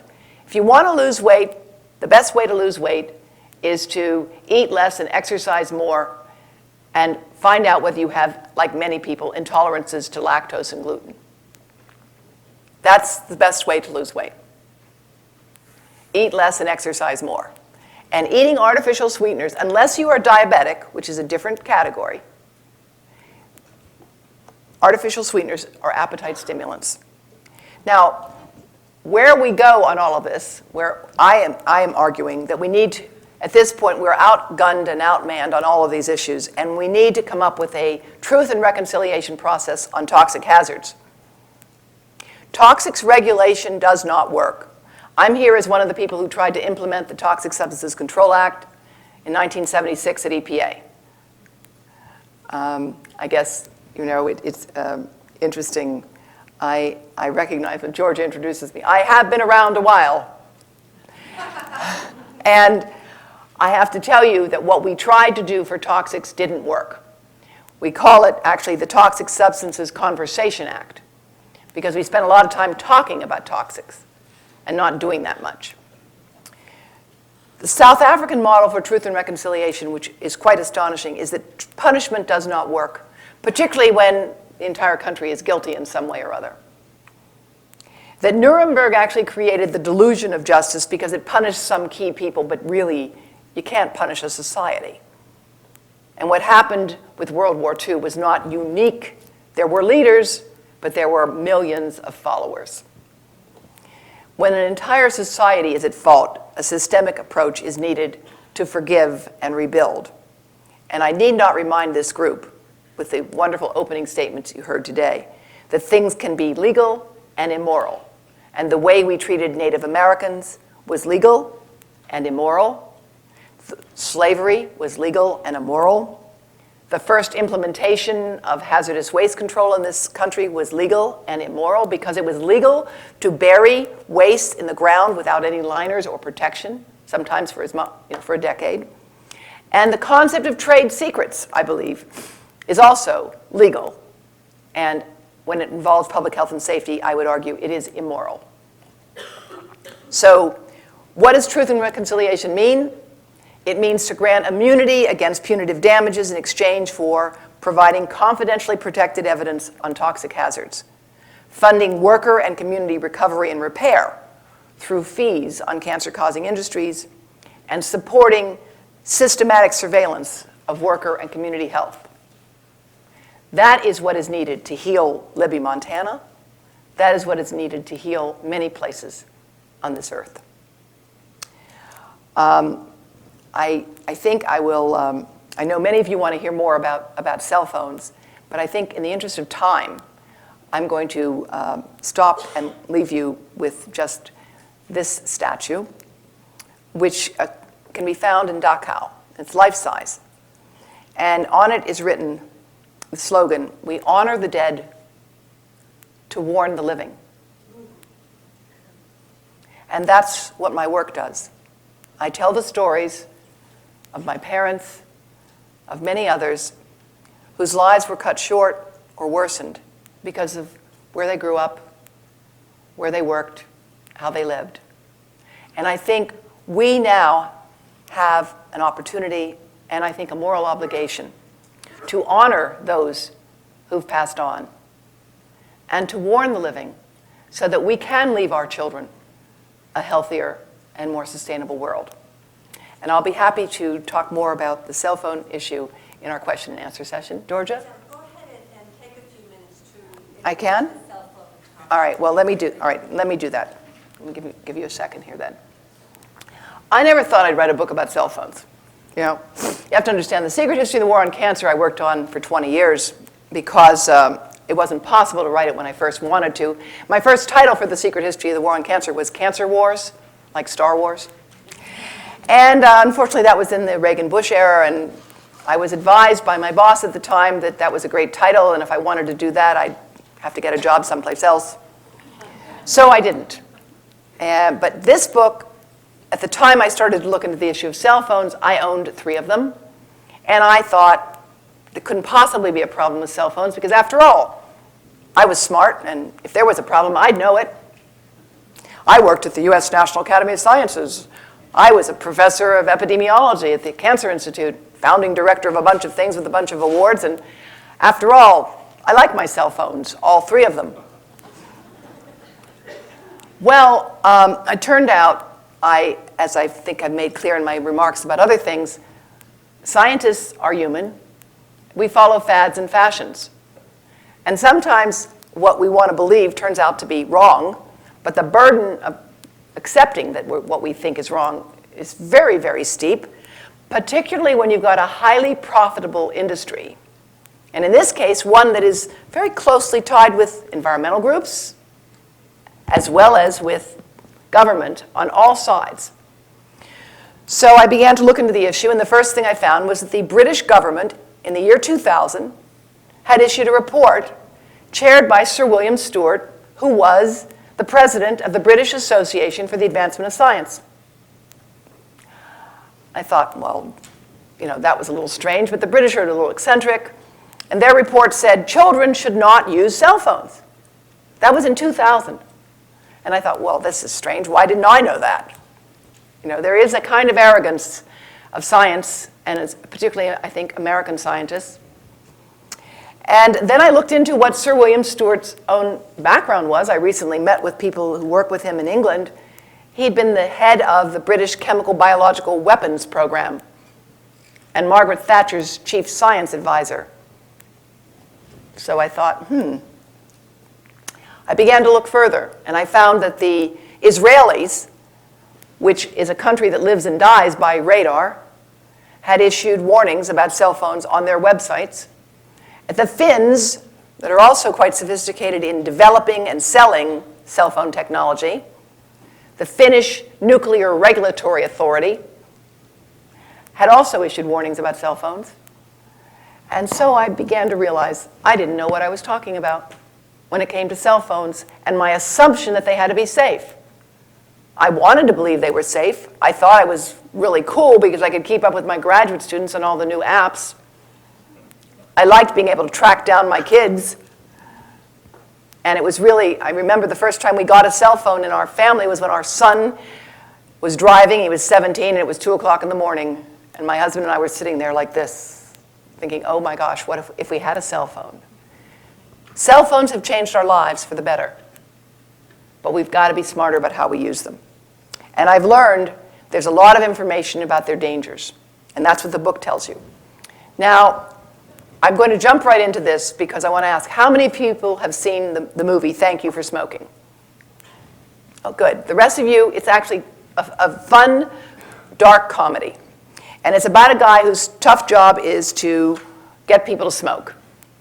So for social support, he meets once a week with his friends who are selling guns and alcohol. And they commiserate on the difficulties they have. They call themselves the Mod Squad for Merchants of Death. And by the end of the movie, they have a new recruit to the cause. And the new recruit are a bunch of guys in suits looking a little uncomfortable. And off-camera, a voice says, well, does it cause cancer? Do cell phones cause cancer? And they're all speaking over one another and saying, well, we're not sure, we don't know. And he says, gentlemen, practice these words in front of the mirror. Although we are constantly exploring the subject, currently, there is no direct evidence that links cell phone usage to brain cancer. Have you heard that one? Well, in fact, the types of evidence on cell phones and health are like the types of evidence I showed you before. Experimental work in toxicology, epidemiologic studies, and exposure modeling. I want to show you a little bit, very quickly, of all of that. When the atom bombs dropped in Japan, there was no increase in brain tumors in survivors. None. Until 40 years later. It took 40 years before a statistically significant number of people had died of brain cancer. 40 years. Most epidemiologic studies do not find any increase in brain cancer. Most studies define a user of a cell phone as someone who makes one call a week for 6 months. Most studies have studied people who've used a cell phone for 5 years or less. But all of the studies that have been well designed, that study people who've used cell phones for 10 years, find a doubled risk or more. If you study smokers, after 10 years, you do not find an increased risk. 10 years of heavy use of cell phone radiation. Most people in this room have not been using a cell phone heavily for 10 years. Anybody? 10 years? Heavy use? Right. All of these data come from Scandinavia and Israel, Finland, countries where people have been using cell phones longer. This is research that has been shown in 7 different countries. Sperm samples taken from healthy young men, split into 2. One sample gets exposed to cell phone radiation, and one does not. Here's the unexposed sample. This is the sperm count. Sperm will die naturally. The sperm that are exposed to cell phone radiation, just like that from your cell phone that sits in most men's pockets today, those sperm die 3 times faster. 3 times faster. And this is a marker of damage to the DNA of those sperm. DNA from the sperm of men exposed to cell phone radiation develops 4 times more evidence of damage on that sperm. And this is not one study. This is a study by Sir John Aitken, a Cambridge University-trained biologist who directs a National Center for Research in Australia. This is research like this has been done by Ashok Agarwal, the director of the Cleveland Clinic's specialty clinic on male reproductive health problems. Similar studies have been developed in Turkey and in Greece. Sperm count is affected by cell phone radiation. Cell phone warnings now tell users, do not keep the phone in your pocket. You will exceed the FCC exposure guidelines. How many of you knew that? How many of you knew that there were warnings in cell phones that say, don't keep it in your pocket? Where do most of the men in this room keep their cell phone? Where do most of the women keep their cell phone? Right? These pictures show you evidence of what's called the Comet assay. This is, you want your DNA to be intact. That's indicated here. This is what happens with X-rays. This is what happens with cell phone radiation. Damage to DNA. Now, let me tell you something. Your DNA gets damaged every day by sunlight, by oxygen, by life. And when you're healthy and well-nutritioned and connected to what is holy or whatever you believe in, you live longer and better, and your damaged DNA gets repaired. Damage to DNA gets repaired. That's the exciting news in cancer research today. That's why nutrition is so important. So damage to DNA doesn't mean you're doomed. And right now, you can take your cell phones out of your pockets, and whatever damage you may have done to your DNA can get repaired. That's the message. This is not doom and gloom. You can repair this damage. And that's what keeps us all going. But these are some of the data now that have come from Israel, where they were the world's largest users of cell phones until the government started to issue warnings, and now we are the largest users of cell phones. And many adults have more than one phone. This is the parotid gland tumor, right where the cell phone sits. The Israelis have seen a dramatic rise in this tumor. It's a very rare tumor, very, very rare tumor. And between 1970 and 2006, there was an increase of these tumors, and 1 in 5 cases of malignant parotid gland tumors in Israel is reported to have occurred since 2002 in people under the age of 20. And they're not chewing tobacco. The Israeli Dental Association has warned about the use of cell phones in the young because of this unusual tumor. We can debate it. Perhaps they're just getting better at finding it. But 1 in 5 cases since 2002 is under the age of 20. I'm getting reports from physicians of young women who keep cell phones in their bras. Anybody know people who do that? Bad idea. The breast is fluid and fat. It absorbs directly the radiation from the microwave radio that is a cell phone. A cell phone is a two-way microwave radio. It should not be held directly on the body. The President's cancer panel, President Bush's cancer panel that I testified to, issued a report warning about the escalating use of these devices, especially by the young, and the need to understand what all of these different devices are doing to our brains and bodies. The warning was issued May 6, 2010. I haven't seen any major national discussion of it. That's why I'm delighted to be here to talk with you about it today. Here's what's happening in France. The French government has passed a law banning the advertising to children of cell phones, banning the design of phones to be used by toddlers. Handsets must be sold with all phones, and there's an official advertising campaign. This is what it looks like in Lyon, France. Le portable avant 12 ans, say no. Portable phones before age 12, no. And the House of Deputies and the Senate chambers law requires this ban on advertising to young children and labeling of the SAR on the phone. The SAR itself, the specific absorption rate, is a number that is deeply flawed, but it gives you some indication of the probability that you'll get higher or lower exposure. But no matter how low a SAR you may have on your phone should not be held directly next to your brain or body. No matter how low a SAR you may have on your phone should not be kept directly next to your brain or body for hours at a time. Finnish authorities have warned the Finnish Radiation and Nuclear Safety Authority. In Finland, they don't have a bright line between nuclear and other radiation. Microwave radiation from cell phones is treated by Finland by the same people that deal with nuclear radiation in the Finnish Radiation and Nuclear Safety Authority. They say use text messages rather than calls, use hands-free devices, avoid talking in an area with few bars. Now, I'm marketing to 5-year-olds. This is from the United States. These are the fine print warnings, just to give you the sense of the size. Reading the fine print, right? How many of you have seen the fine print warnings with your phones?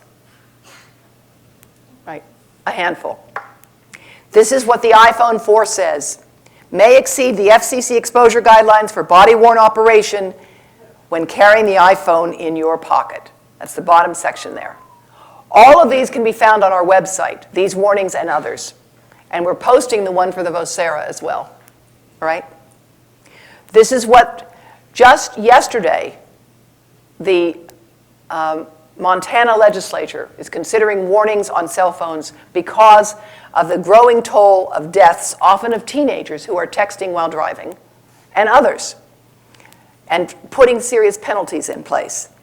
But just last night, I spoke to this legislator from Maine who wants to propose this warning label, warning this device emits electromagnetic radiation, exposure to which may cause brain cancer. Users should keep this device away from the head and body.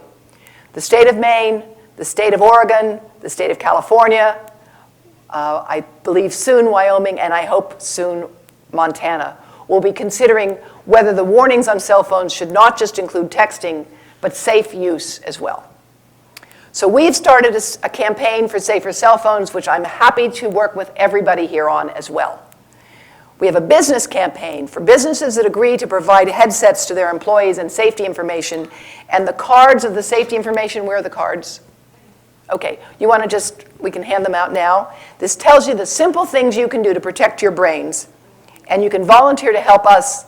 We are a grassroots campaign of grandparents, moms and dads, and people who just want to see that the rest of us are protected and understand and have a right to know that a cell phone is a two-way microwave radio and that we need to be safer in how we're using these things. A Bluetooth will substantially reduce your radiation, but not if you keep the phone on your body, all right? So I leave you with this thought from the Talmud. The job is big, and we may not get it done, but we must begin it. And I really want to thank you all for being here today.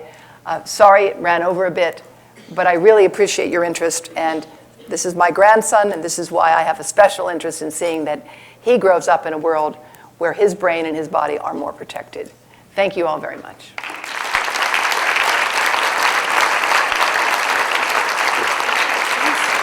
It's up to you. I'm sorry. And also, we're still going to really to get more of those cards. Oh, yeah, I will do that. Oh, sure, of course. Sure, and I will show them where.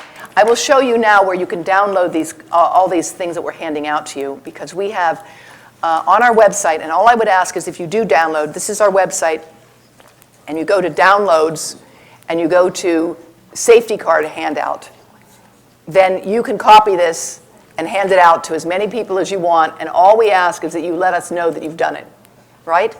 Because this tells you the simple things you can do, and we want to make it available as broadly as possible. And I'm happy to answer questions, right? And I will also be available to sign books after. All right. Terrific. So are there a few questions? The website is environmentalhealthtrust.org. Let me put that up again. The question is mammograms and thermography. Okay. Okay. Thermography is the use of a technology recognizing the fact that cancer cells, tumors, tend to generate more heat. Thermography can detect tumors, but there is still research underway about how well they detect them. Because when they can detect a tumor with thermography, it may already, it tends to be larger. But it is certainly a very important modality to use in addition to others. In 1994, I wrote an editorial in the Journal of the American Medical Association with Susan Love, in which we argued that mammography then had been oversold and understudied. Mammography had been oversold and understudied. We pointed out then that the United States was one of the few countries in the world to encourage screening for women in their 40s with mammograms. We warned then that if you did take women in their 40s who have no symptoms and give them annual mammography screenings, you would create more breast cancer than you would prevent, all right? In 1994, we were pilloried. We were really criticized severely. Mammography is a big business. Now, the truth is, and I want to be very clear about this, if anyone is in their 40s and has a symptom, a lump, a pain in their breast, they need to be seen by a health professional. And in my opinion, the best thing a woman can do is to have a good relationship with a health professional, often a nurse practitioner, who conducts a very thorough breast exam that takes so long you wonder whether the person doing it is enjoying themselves. A good breast exam starts like this, standing up, okay? Standing up. You have to look at the breasts, right? And bending forward, and then lying all the way back, and then going into the armpit, and all the way around the breast. And it takes time, and I can't do one for myself as well, and most people can't do them for themselves as well. Blaming women for missing their tumors is not very productive. This last year, the National Preventive Services Task Force reiterated recommendations that were issued in 1993 or 4, saying screening should not be done regularly on women in their 40s. Now, let me be very clear that you understand. Screening refers to taking women who are healthy now, who have no family history and no symptoms, and putting them through x-rays. That's what screening means. Diagnostic evaluation is always appropriate if someone has a symptom or a special history, right? So screening for women in their 40s is something that is not done in Canada, is not done in Sweden, is not done in some very sophisticated countries. That's why it's a problem. Thermography is a technology that's been around for quite some time and shows great promise, but validation of it is the question. And of course, it's a chicken and the egg, because since such a powerful industry has sold all these machines for people to invest in mammography, we don't have really independent information on it. MRI can be very valuable too, but MRI costs a lot of money and it can't be used as a screening device. Magnetic resonance imaging.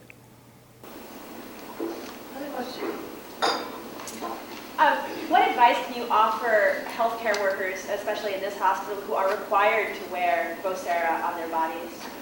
We're working on it. I know your hospital is concerned, and for right now, I would say putting it on the arm. You know, you need angiogenesis of the development of cancer requires a lot of blood flow and circulation, right? So looking at those devices, I have a question. Do those devices come with a big holster of some kind, or just a small little clip? Just a small clip. And read the directions that come with it, which I just did yesterday. If you're not involved in lifting, I would say clipping it right onto your arm here would be better. And then you could talk into it like Dick Tracy. But I don't think... We need to keep it within about 6 inches. Well, this would be 6 inches. It doesn't have to be 6 inches all the time. It only has to be 6 inches when you're talking, and this would do it. And then it would be away from you the rest of the time. But I think this is a question. I know that officials at the hospital are concerned about it. And I think that there will be a solution. We'll just have to figure it out. What is the device? It is looks like it's a two-way microwave radio device that allows people to be basically on call, that a lot of people wear around their necks, right in between their breasts, which I think, if I read it correctly, and please, is Beth here? Yeah. Okay. Did you see? It says not to do that, doesn't it? I haven't read the hard copy yet. All right. But I believe it says not to do that, and yet many people do. And I would say if you could keep it up on this part at least, but the best part, frankly, would be here or here, and you can just clip it on the outside. And the worst would be right over the heart, right over the breasts. For now, and we'll work on it, right? It's up to you. Dan. I just want to mention one other thing about, my name's Dan Spencer in Environmental Studies, but one other thing about the flip side of also cell phone massive use on that is the production and the health hazards to workers. Because some of you may have heard the National Public Radio that China is now the mass producer of this. They just built a factory for 300,000 workers. It's the largest factory in the world. The suicide rates of the workers there are astronomical, and the health, the hazardous work conditions producing cell phones is really difficult. So cell phone use is really problematic both for the using end, but also for the production end. Well, Dan, thank you very much for that comment. Just to make sure you all heard that, Dan's talking about the growing public awareness of the dangers to cell phone producing workers. In addition, in my book, I talk about tantalum, which is the mineral that is used in many of these devices that is kind of like a blood diamond in areas of Africa with tremendous ethnic strife where rape is used as an instrument of war. So we need to be aware of these things. And I think, again, public awareness becomes the first step in seeing that we make the world better. And I thank you for pointing that out. The whole issue of microelectronics production, whether computers, microchips, and other things, is something that we need to understand that we have a moral obligation as the users, as the end users of these products. There's also growing awareness of the need for computer recycling. And I presume you have a program here, and people need to understand that computer trash can ultimately be toxic to our land as well.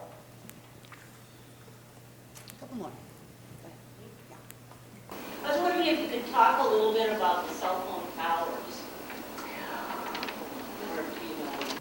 Well, I am not an expert on the towers story, all right? And I know that it's of great concern and growing concern to many people is the fact that the so-called the net neutrality and the 4G network and all of that is predicated on the fact that you can have a tower in everybody's bedroom. And I mean that almost literally. It is against the OSHA occupational safety and health rules for a person to work on a tower if the tower is on. Okay? The tower has to be turned off. And yet it's legal for a tower to be right outside your bedroom. There's something wrong with this. Okay? So I'm not an expert on the issue of the towers, but I'm deeply concerned about siting policy and also about wireless in kindergartens and schools with young children. And again, the Israeli government has recently issued advice on those things. I'm learning, as are you, about these issues. And I'm focusing on cell phones because I think, quite frankly, it's very clear. When people understand that a cell phone is a two-way microwave radio, they will understand it should not be held next to the brain. The cell phone industry does not like to use the word microwave radiation. They say radio frequency energy, but that's what it is. It's microwave radiation. Microwave radiation, you know you would not want to hold that next to your brain or body. When we get the information out, when people understand this, I think we will make more progress on this issue. Yes? The circuit board manufacturing process involves flame retardants. And James, I think, found out that the recycled circuit boards weighed less than new ones, and the retardants were actually getting into the blood and fat of the workers. So what can you tell us about these flame retardant chemicals? There is a tremendous amount of interest in the flame retardant chemicals. And we know that they are profoundly disruptive of the hormones, the endocrine system as well. I think as a society we need to have a more informed discussion on these issues. It may well turn out, and I suspect it is the case, that we will look at cell phones as we look at cars and guns and alcohol. They have a place in our society. They can be dangerous, but we need to use them in a safer way. You would never allow a person now to put a child in the front seat of a truck without a car seat, a seatbelt. Children, it's against the law in most places to do that. I hope that I will live to see the time when you would never hand a working cell phone to a toddler without the same kind of reaction you would have if you saw someone driving in a car with a child without a seatbelt or restraint. Cell phones save lives. They've revolutionized the world. They've revolutionized business. Microcredit for women in Africa is often involved giving them a cell phone. But we've got to be smarter about how we use those things. We really do. And I think the model of remember, when cars were first developed, there were some people who said, cars are going to kill people. Well, they do. But they also save lives. And we have to be smarter about how we use them and understand the complex chain that goes from the extraction of the minerals, the production of the material, to our ultimate use. And we have to start asking ourselves, when you're standing in the supermarket checkout line, do you really need to be checking your email? Maybe you could have a conversation with the person behind you. Right? Yeah. Thank you so much, Devra. All right. I want And Dr. Davis has generously agreed to sign books. You heard that will be over the noon hour. I don't think this is on. No, yeah. Hello? No. Okay, All right, I can say I will sign books over the noon hour, and I want to leave you with this quote from Martin Luther King. Cowardice asks the question, is it safe? Expediency asks the question, is it politic? But conscience asks the question, is it right? And there comes a time when one must take a position that is neither safe, nor politic, nor popular, but he must do it because conscience tells him it is right. And that's where I am on this issue right now. And thank you very much. Sure.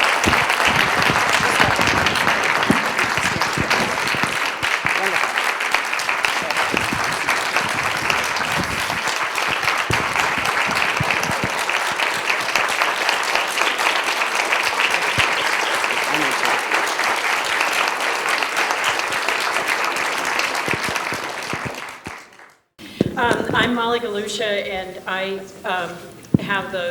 opening up the Buttercup Market and Cafe in the old Freddy's Feed and Read, and thank you.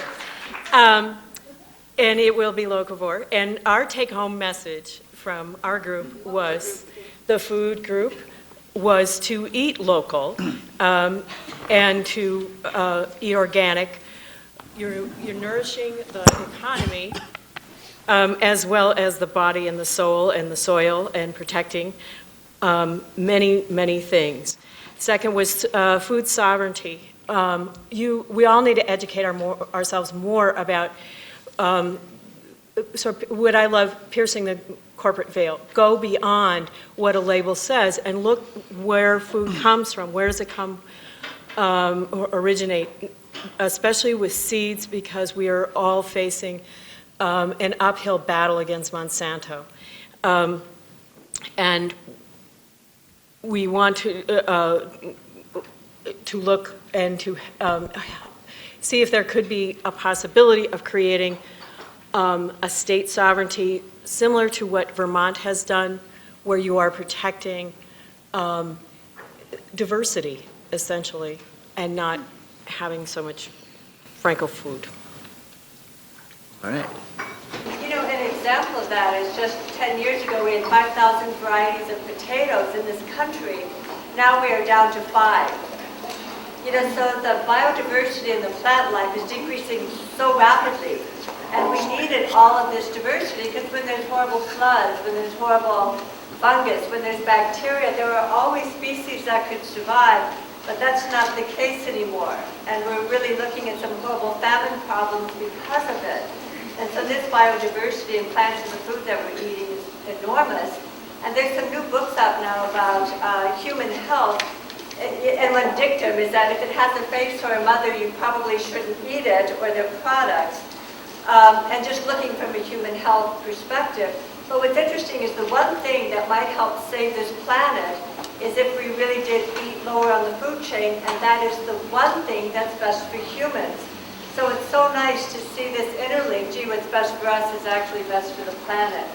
So thanks so much to the food group. Well, our group talked about climate change and health, and I gave a little bit of an intro about just climate change and some of the anticipated health consequences of climate change, but then we brought it back down to the local, or tried to bring it to the local level, just because climate change is just such a big topic, and I find it sometimes a depressing topic. So what we really wanted to talk about was what are some behavioral adaptations that we as individuals or households or communities can do to reduce carbon footprint, but also at the same time adaptations that have beneficial health consequences. So that was sort of the structure of how we started, and then our conversation went in many directions. But there are three general themes that sort of came out of it, and one of which was had a lot to do with. It seems like sound keeps going in and out towards me. Sorry, is that a little better? Okay. So one of the topics that came out was had to do with trees, and this was really sort of in the very local time. The conversation was really in a local context, and it ranged from things like planting trees and just being the physical activity associated with that, and having a community with greenery that's really inviting to being outside more, which has its own physical and psychological health benefits associated with that. And the conversation also touched upon, in this same sort of context, local advocacy and protecting our trees. And a gentleman shared with us his experience in dealing with the local agency that was intended and has cut some local Norwegian maples that are considered by this locale to be invasive species.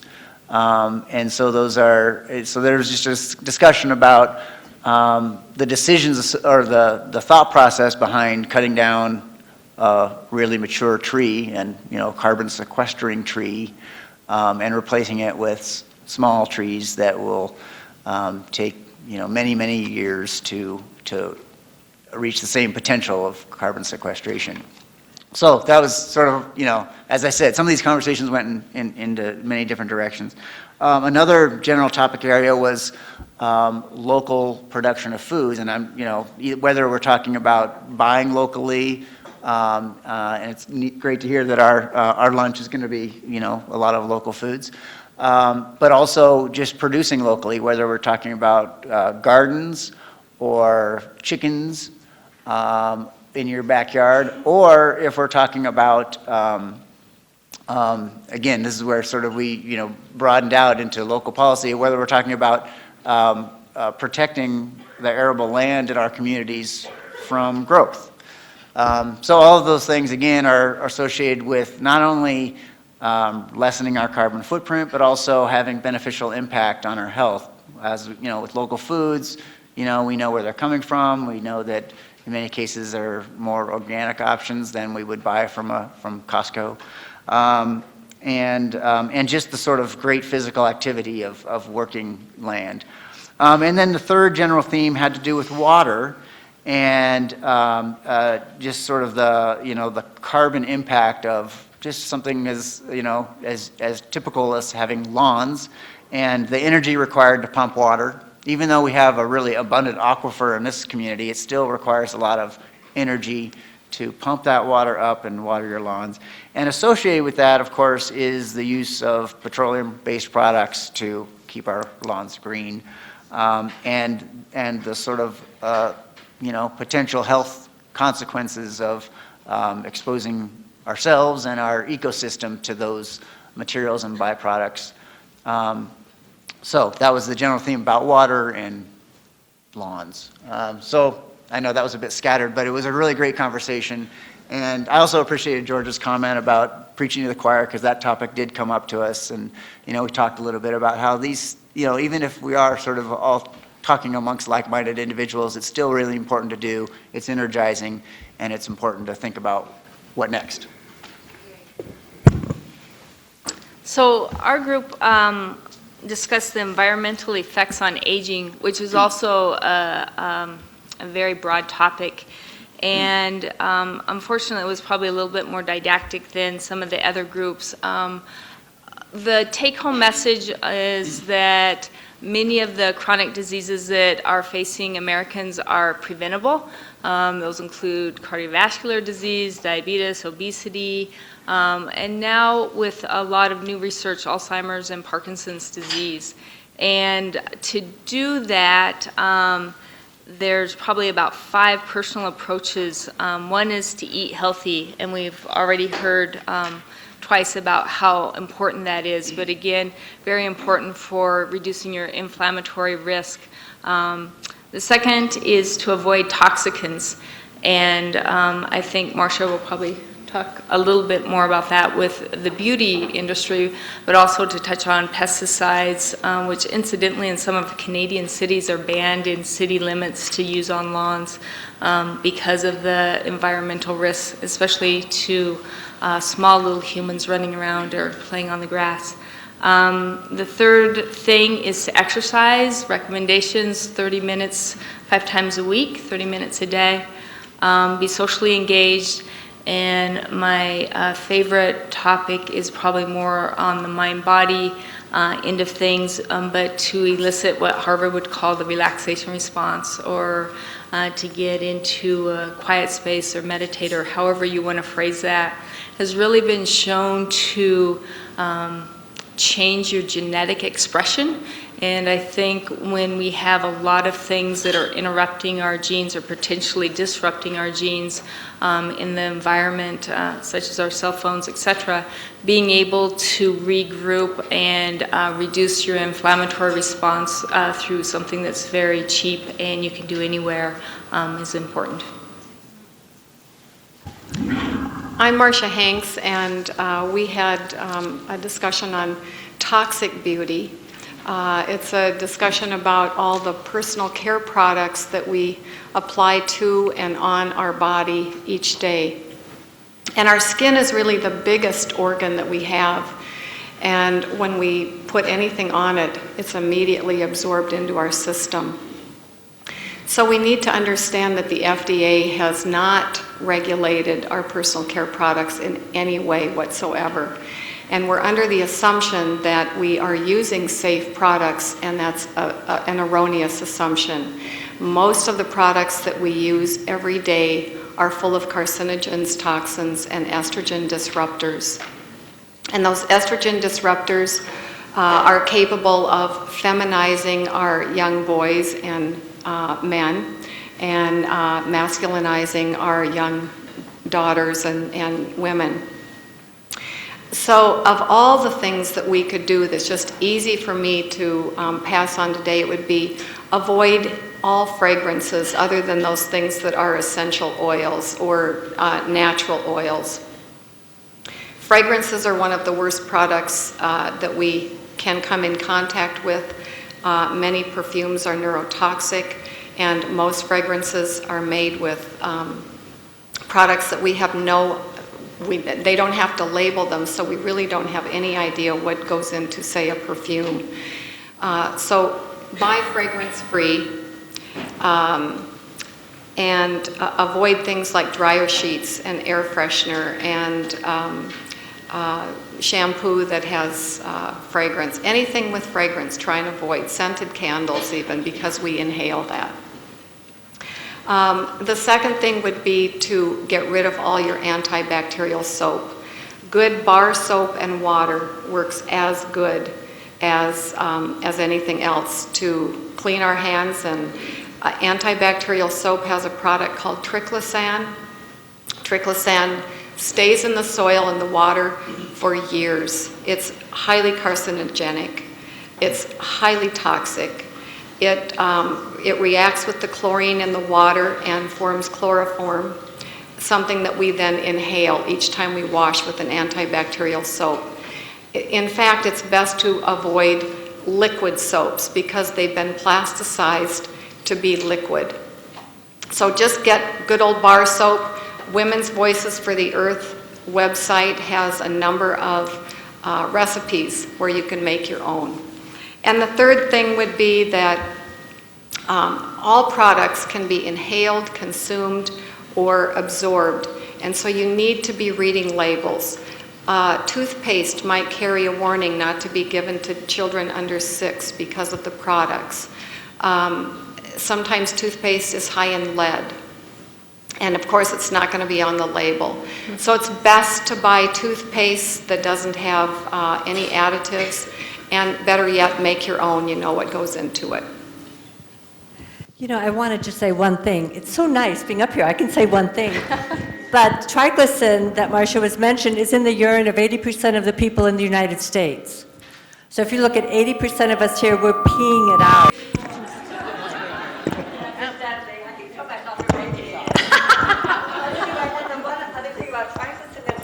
Is they tested a bunch of dolphins off the southeast United States, and it's in 2/3 of the dolphins. You know, I mean, this is just, you know, there's the human, there's the environmental. Because we know, we've known triglycerin for many, many years as an endocrine disruptor for aquatic life. But people say, oh, that's fish. That doesn't have anything to do with us. It all has to do with us. And triglycerin is just one example of the 85,000 chemicals that we're using. And often we think, like Marcia said, well, surely my doctor would tell me, surely the EPA would tell me. And as we're going to hear from the Libby panel this afternoon, we are all living Libby right now, our exposures and our ignorance about it. So I wanted to mention that. Make sure you come back to the Libby panel this afternoon, which is going to be really eye-opening for all of us. Thank you. Jamie Silberberger did a good job of trying to condense TSCA, the Toxic Substances Control Act, and Cosmetic Act into several semesters of study into 15 minutes. You did a good job of talking about the cosmetics, so I won't even touch on that because we've kind of covered as much as we can in the short period of time we have. So I would like to just tell a little bit about what Jamie talked about with TSCA, the Toxic Substances Control Act. And I might mention that that comes under the purview of EPA to administer, and the asbestos situation that you're going to hear about later is part of TSCA. So her emphasis was pretty much related to the products that we have, and she had a number of baby products or infant products that are in the marketplace. As a matter of fact, she went out to Walmart and tested a number of these products and found various chemicals in just about everything that she tested. In spite of the fact that we all think they're regulated and so on, just as with the cosmetics, you think, well, because we have it, it's safe. Well, that's not the case. In this country, we have to prove that it's a problem before it's taken off the market, and we're very limited in our ability to do that by the acts themselves, unfortunately. So the thing that kind of strikes me as we talk about this is that everything that we've all talked about is so interrelated, and everybody's shaking their head yes, and how they're administered in the United States, which is very much different than what it is in Europe, as an example. And there's certainly some lessons that we can learn from other countries in that respect. So I guess I'll just close by saying that you know, there's so many products out there that are the miracle products, as asbestos was.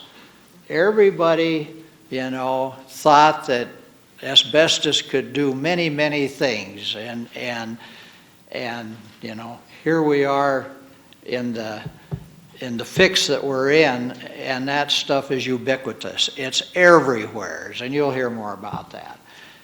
And I've always said to people that I know, and when we've gotten into these conversations, is I wonder what the miracle product of today or the miracle electronics product or the food or the manufacturing situation or the mining situation, the things that we think are great today, which ones of those are going to be our downfall tomorrow?